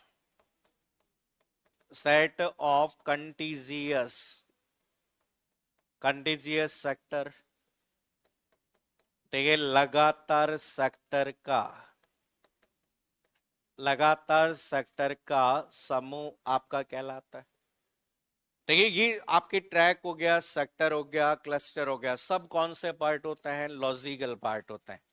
अब यहां पे जब हम कहते हैं कि किसी भी डिस्क को, ठीक है, एक के ऊपर एक डिस्क रखें, तो एक के ऊपर एक डिस्क रखते हैं तो ऑटोमेटिकली यहां पर आपका एक स्ट्रक्चर बनना शुरू हो जाता है। तो ये जैसे समझो, एग्जाम्पल से समझिए। देखो, पहले ध्यान दो, ये एक आपका गोल भाग था, तो ये गोल भाग था जिसे डिस्क कहा गया। इस गोल भाग को आपने इस तरीके से बांट दिया।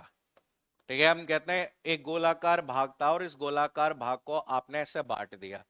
तो ये गोलाकार भाग का ये जो छोटा अंश एक भाग बना, ये तो क्या कहलाया? क्या कहलाया? ट्रैक। ट्रैक को भी फिर आपने छोटे छोटे अंश में बांट दिया।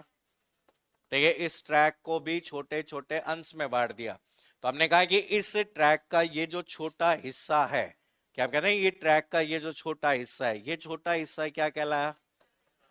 और इन सेक्टर का जो समूह जो होता है वो क्या कहलाया? क्या कहलाया? क्लस्टर। अब देखो, एक ट्रैक के ऊपर हम कहते हैं कि एक डिस्क के नीचे एक और डिस्क रख दी गई, फिर एक और डिस्क आई, और उस डिस्क के नीचे एक और डिस्क है। तो ऑटोमेटिकली यहां पर इस तरीके से एक संरचना बनना शुरू हुई, और ये जो संरचना जो बनी, उस संरचना को क्या कहा गया? क्या कहा गया? सिलेंडर। ठीक है, सिलेंडर का मतलब होता है कलेक्शन ऑफ, तो ये कलेक्शन ऑफ क्या कहलाता है? ट्रैक्स। तो ये डिस्क में हम कहते हैं कि ट्रैक का संग्रह है। देखिए, जितने ट्रैक होते हैं उतने ही सेक्टर होते हैं, तो सॉरी, जितने ट्रैक होते हैं उतने ही क्या होता है? सिलेंडर होता है। तो इस तरीके से यहां पर ये आपके 3 पॉइंट होते हैं मेन, जो ट्रैक, सेक्टर, क्लस्टर है। लेकिन कभी कभी पूछ लिया जाता है कि सिलेंडर क्या होता है। तो यार, कि ये ट्रैक हो गया, सेक्टर हो गया, सिलेंडर हो गया, ये सब डिस्क के फिजिकल पार्ट होते हैं या लॉजिकल पार्ट? फिजिकल या लॉजिकल पार्ट? और जैसे ही फॉर्मेट करेंगे सब हट जाएगा। फिर फॉर्मेट करोगे, फिर से वापस से आप, फॉर्मेट का मतलब ही क्या है? आपने सब हटा दिया, खाली कर दिया। ठीक है, जैसे ही आपने फिर से फॉर्मेट किया तो वापस से ट्रैक और क्या बन गए उसमें? सेक्टर। तो हमेशा याद रखना, एग्जाम में डायरेक्ट सवाल पूछे जाते हैं डेफिनेशन पर बेस, कि ट्रैक क्या होता है, सेक्टर क्या होता है, क्लस्टर क्या होता है, और सिलेंडर क्या होता है। पहले ये नोट करो, फिर एक एक।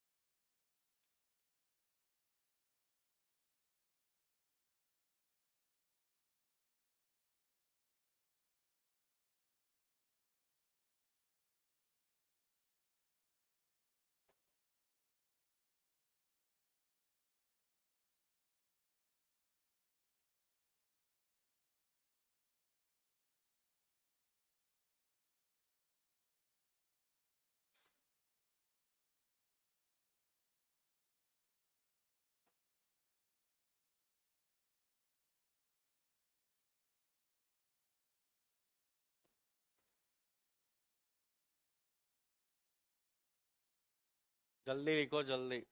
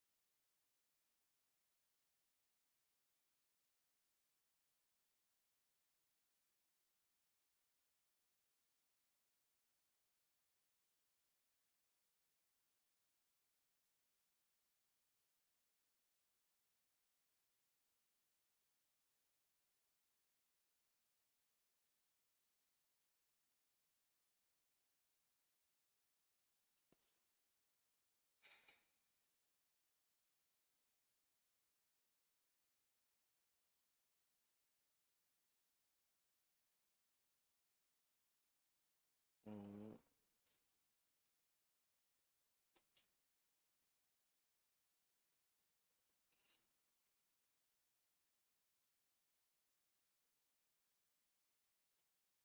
हम्म,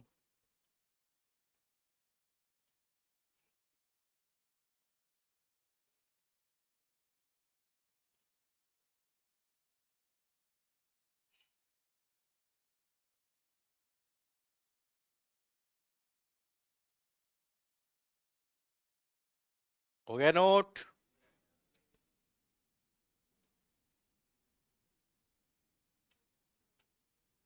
हम्म,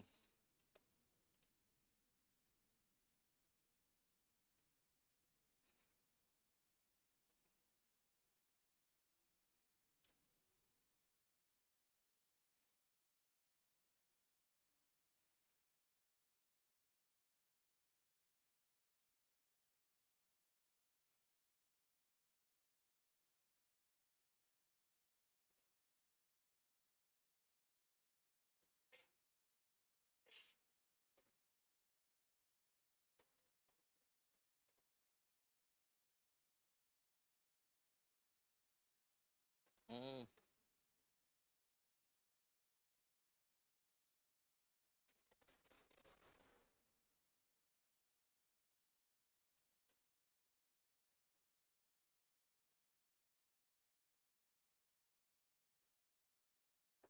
अरे हो गया क्या? कोई तुम में ऐड करना चाहो तो ये मेग मानी ऑर्गेनिक्स, ये ऐड कर लो। 58 रुपए का है अभी।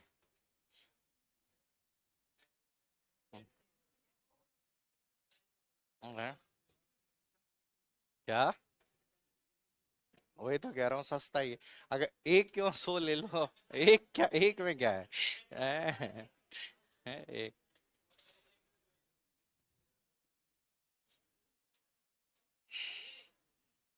हम्म,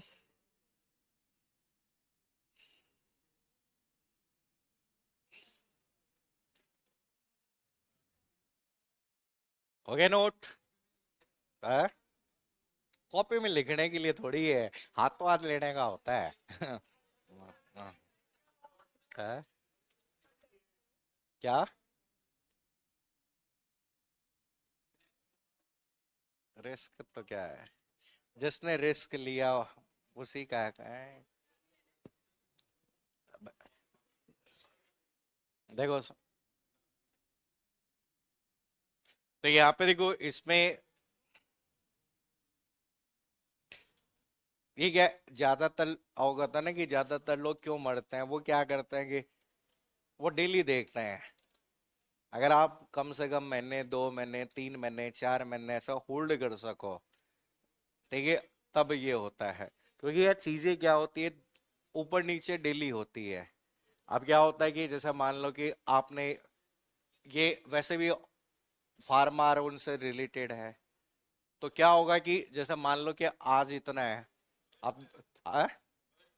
हाँ, अब 2 दिन बाद में क्या होगा, इसको 1,000 करोड़ का क्या मिल गया, ऑर्डर मिल गया। तो ये 58 का क्या हो जाएगा, 580 हो जाएगा। है? हाँ। तो, तो नहीं पता, वो एक शेयर रातों रात 14 रुपए से 1,40,000 का हुआ था। है? है? अरे ये तो, चलो नेक्स्ट देखो। इसमें एक और पॉइंट आता है जो कि हमें ध्यान रखना है, जिसका नाम क्या है, disk access time.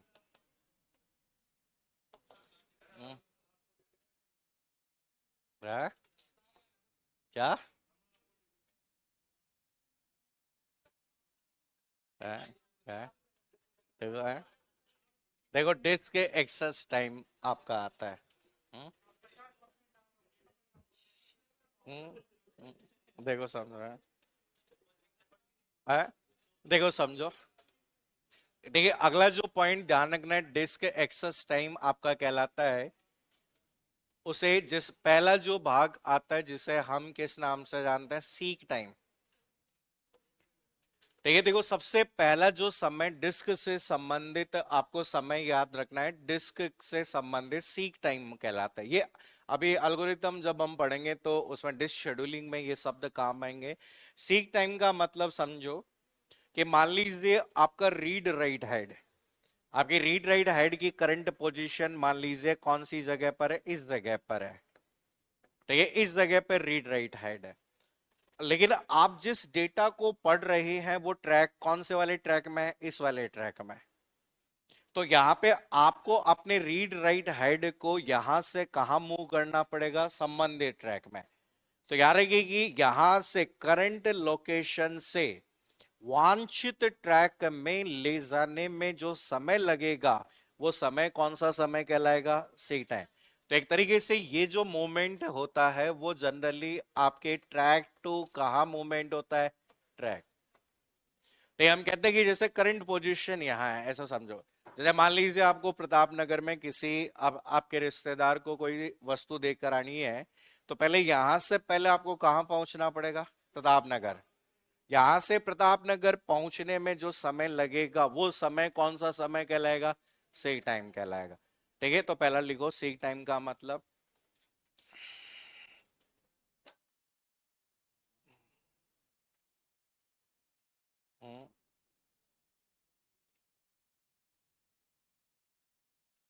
Seek time लिखिए।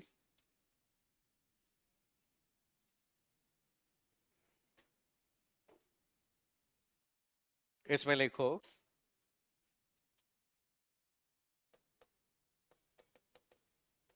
रीड राइट हेड को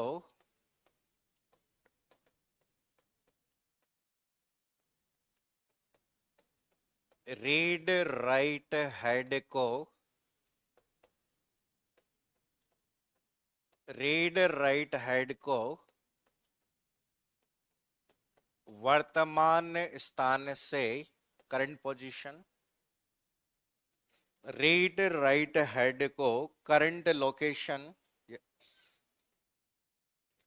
करंट लोकेशन से, करंट लोकेशन से टारगेट लोकेशन, वांछित लोकेशन, टारगेट लोकेशन, लोकेशन भी बोल सकते हैं, ब्रैकेट में ट्रैक लिख लो। टारगेट लोकेशन जहां जहां डेटा को स्टोर किया गया है, जहां डेटा को स्टोर किया गया है,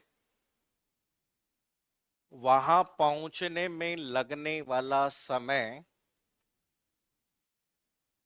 वहां पहुंचने में लगने वाला समय सीक टाइम कहलाता है, सीक टाइम कहलाता है। तो यहाँ पे देखो सीक टाइम को हम डिफाइन कर सकते हैं T S into N into, ठीक है। वैसे आपके न्यूमेरिकल्स तो नहीं आते हैं, लेकिन फिर भी अगर न्यूमेरिकल आ जाए तो आपको ध्यान रखना है एस, ठीक है। आपको ये फॉर्मूला यूज होता है। टीएस का मतलब तो यहाँ पे क्या होता है, सीक टाइम, किसमें, मिली सेकेंड। हमेशा जो सीक टाइम आप डिफाइन, कोई भी समय जो डिस्क से संबंधित डिफाइन करेंगे वो किसमें डिफाइन करेंगे, मिली सेकेंड में आप लोग डिफाइन करेंगे।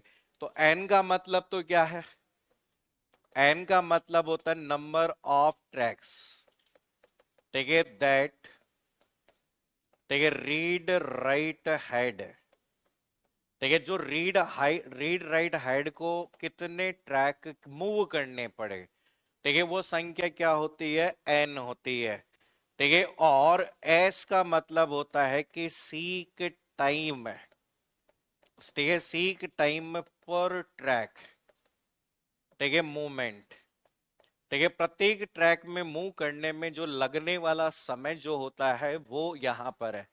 तो इन दोनों को आप मल्टीप्लाई कर देंगे तो आपका टोटल सी टाइम आ जाएगा।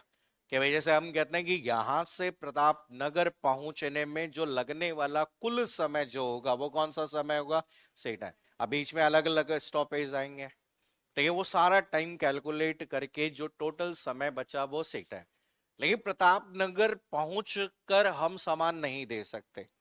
प्रतापनगर पहुंचते ही हमें पता चला कि भाई प्रतापनगर तो बहुत सारे सेक्टर में बटा हुआ है, ठीक है। वैसे ही हम कहते हैं एक ट्रैक से हम दूसरे ट्रैक तो पहुंच गए, लेकिन उस ट्रैक में जाके देखा वो ट्रैक तो बहुत सारे सेक्टर में बटा हुआ है। तो यहाँ पे अब यहाँ अगला जो आपका समय जो होता है, उस समय को जिस नाम से जाना जाता है वो कौन सा समय कहलाता है? Latency time. या कभी कभी एक वर्ड यूज किया जाता है जिसे हम क्या कहते हैं? Rotational latency. ठीक है, अभी आप यहां पे ट्रैक पे ही पहुंचे हो। ठीक है, अब उस ट्रैक पे आपने देखा कि साहब बहुत सारे सेक्टर हैं, तो एक सेक्टर से दूसरे सेक्टर पे मूव करना पड़ेगा आपको, और वो जो समय आपको घूमना पड़ेगा कि उस सेक्टर में घूमना पड़ेगा कि भाई कौन उस वांछित सेक्टर में पहुंचने में जो समय आपको लगेगा वो कौन सा समय का लगेगा? Latency time. ठीक है, तो लेटेंसी के अंदर जो मूवमेंट हमेशा होता है वो आपका कौन सा मूवमेंट हो गया? Sector to sector movement. हम कहते हैं एक सेक्टर, हम कहते हैं वांच, आपने रीड राइट हेड को केवल ट्रैक पे लेके आए हो, लेकिन अब उस ट्रैक में भी बहुत सारे सेक्टर हैं। तो उस वांछित ट्रैक से उस वांछित ट्रैक में आपकी उस पर्टिकुलर लोकेशन पे पहुंचने में लगने वाला समय, जहां आप डेटा रीड करना चाहते हैं या जहां डेटा राइट करना चाहते हैं, वो समय कौन सा समय कहलाएगा? Latency time. तो लिखिए latency time.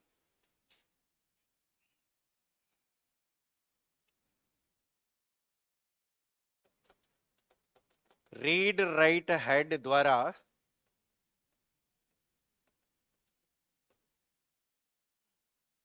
Read write head द्वारा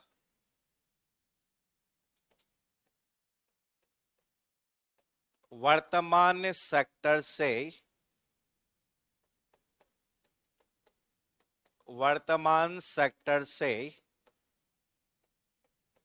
टारगेट सेक्टर में, वांछित सेक्टर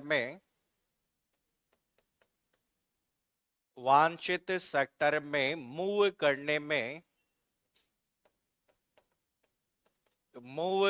में लगने वाला समय लेटेंसी टाइम या रोटेशनल लेटेंसी कहलाता है। रोटेशनल लेटेंसी कहलाता है। तो यहाँ पे इसमें हम कहते हैं कि आपको रोटेशनल टाइम अगर कैलकुलेट करने की जरूरत पड़े तो याद रखना कि रोटेशनल का मतलब टी आर अपॉन ए अपॉन क्या होता है? एफ। ठीक है, यहां पर, तो यहां पर हम कहते हैं ए का मतलब, क्या होता है? एंगल। ठीक है, हम कहते हैं कि ए का मतलब यहां पर एंगल से है कि पर्टिकुलर आपकी डिजाइड, हम कहते हैं करंट लोकेशन से डिजाइड लोकेशन पे। ठीक है, हम कहते हैं करंट, हम कहते हैं कि किसके एंगल बिटवीन है, किसके? करंट एंड आपका कौन सा? Target block.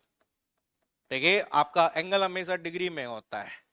तो यहाँ पे जैसे हम कहते हैं ना कि आपको सीधी सीधे में ही है, तो समय तो क्या लगेगा? ज्यादा लगेगा कम लगेगा? कम लगे भाई, सीधी सीधे में ही है। और एक आपका अगर बात करें, हम कहते हैं कि अपोजिट डायरेक्शन में है, तो भाई क्या करेगा? रोटेट पूरा होना पड़ेगा। ऐसा थोड़ी मुंह उल्टा करके तुम उधर चले जाओगे।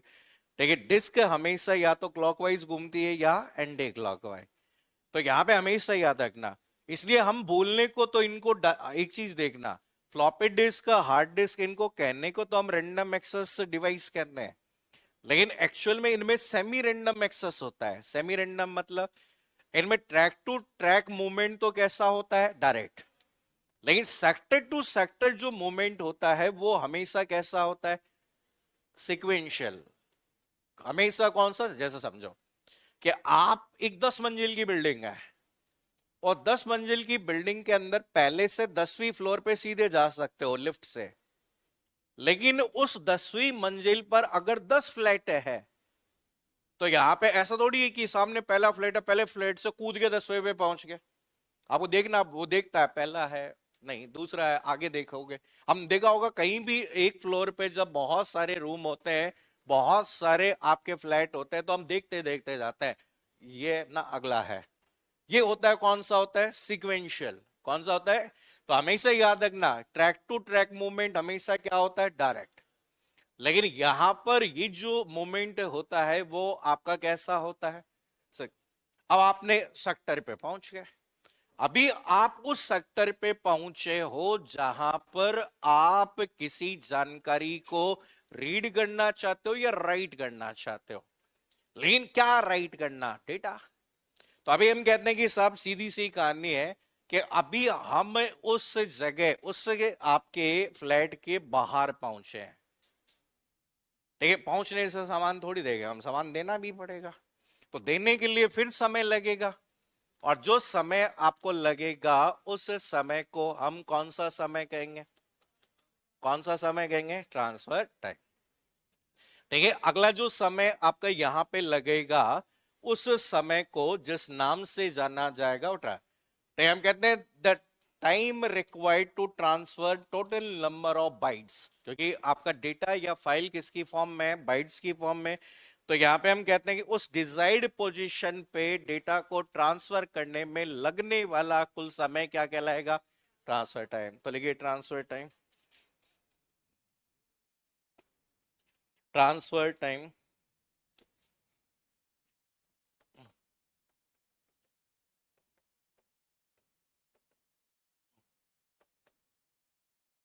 वांछित सेक्टर या वांछित लोकेशन पर, वांछित लोकेशन पर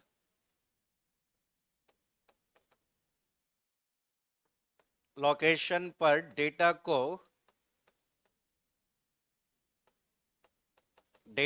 रीड, डेटा को रीड या राइट करने के लिए, डेटा को रीड या राइट करने के लिए ट्रांसफर करने में लगने वाला समय, ट्रांसफर करने में लगने वाला समय, लगने वाला समय ट्रांसफर टाइम कहलाता है, ट्रांसफर टाइम कहलाता है। तो यार कि आपका ट्रांसफर जो टाइम में होता है उसे हम कहते हैं बी, ठीक है। आपका ट्रांसफर जो टाइम होगा कि पहली चीज तो उस ब्लॉक की साइज की बात करेंगे कि भाई उस ब्लॉक जो है उस ब्लॉक की क्या है, साइज कितनी है, ठीक है। साथ में यहां पर उस ब्लॉक को ट्रांसफर करने में रेट कितनी है, डेटा रेट, कि आपके प्रति सेकंड कितनी बाइट को ट्रांसफर किया जाता है वो। चूंकि मिली सेकंड में है तो यहां पर मिली सेकंड में आपको बदलने के लिए किससे मल्टीप्लाई कर दिया, 1000। तो यहां पे हम कहते हैं कि बी का मतलब क्या हुआ, ब्लॉक साइज, ठीक है। डी आर का मतलब यहां पर क्या हो गई, डेटा रेट। अगर डेटा रेट आपके देखो ब्लॉक साइज ज्यादा है, ब्लॉक साइज ज्यादा है तो समय ज्यादा लगेगा या कम, किस पे डिपेंड करेगा, डेटा रेट। डेटा रेट का मतलब है total number of byte transfer पर सेकेंड, तो प्रति सेकंड ट्रांसफर की जाने वाली बाइट की संख्या जो होती है वो डेटा रेट होती है। तो यहां पर हम कहते हैं कि हमें ट्रांसफर करने में समय जो लगता है वो आपका है, लेकिन इस समय, तो इस समय अगर बात करें एक और टाइम की बात की जाती है और उस समय को आपका जो टाइम कहा जाता है वो कौन सा टाइम कहलाता है, कंट्रोलर टाइम। उसे हम कहते हैं डेटा ट्रांसफर करते समय कुछ चीजों को कंट्रोल किया जाता है। क्या हम कहते हैं कि यहाँ पे आपकी कुछ चीजों को कंट्रोल करने की जरूरत होती है, तो हम कहते हैं कि डिस्क कंट्रोलर, आप मैंने एक वर्ड बोला था पहले भी, डिस्क कंट्रोलर। तो डिस्क कंट्रोलर क्या करता है, डेटा ट्रांसफर प्रोसेस को मैनेज करने में कुछ समय लगाता है, तो कुछ समय लगाता है, उस समय को क्या कहते हैं, कंट्रोलर टाइम। जो होता है ना कि आप कहीं कोरियर वाला आया तो उस समय ऐसा थोड़ी आते ही कोरियर पकड़ा देगा, बोले ओटीपी दो, वो एक प्रोसेस है, ठीक है। तो वो जो प्रोसेसिंग में समय लगा वो समय कौन सा कहलाता है, कंट्रोलर टाइम। तो लिखो कंट्रोलर टाइम में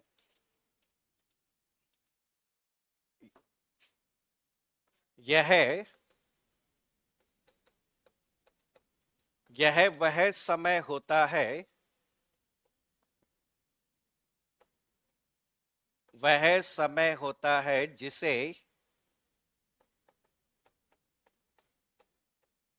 जैसे डिस्क कंट्रोलर द्वारा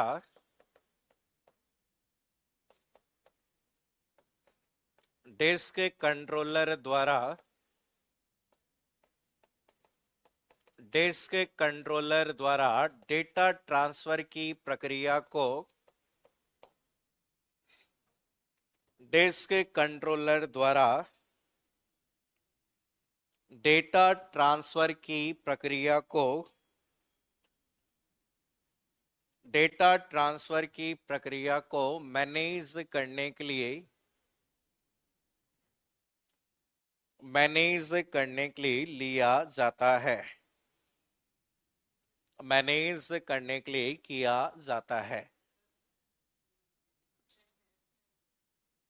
एफ फ्रीक्वेंसी, ठीक है, डिस्क की फ्रीक्वेंसी जो होती है उसे। अब देखो यहां पे हम कहते हैं कौन सा टाइम, जैसे इनपुट आउटपुट कमांड दी, उसको प्रोसेस करने में टाइम लगेगा।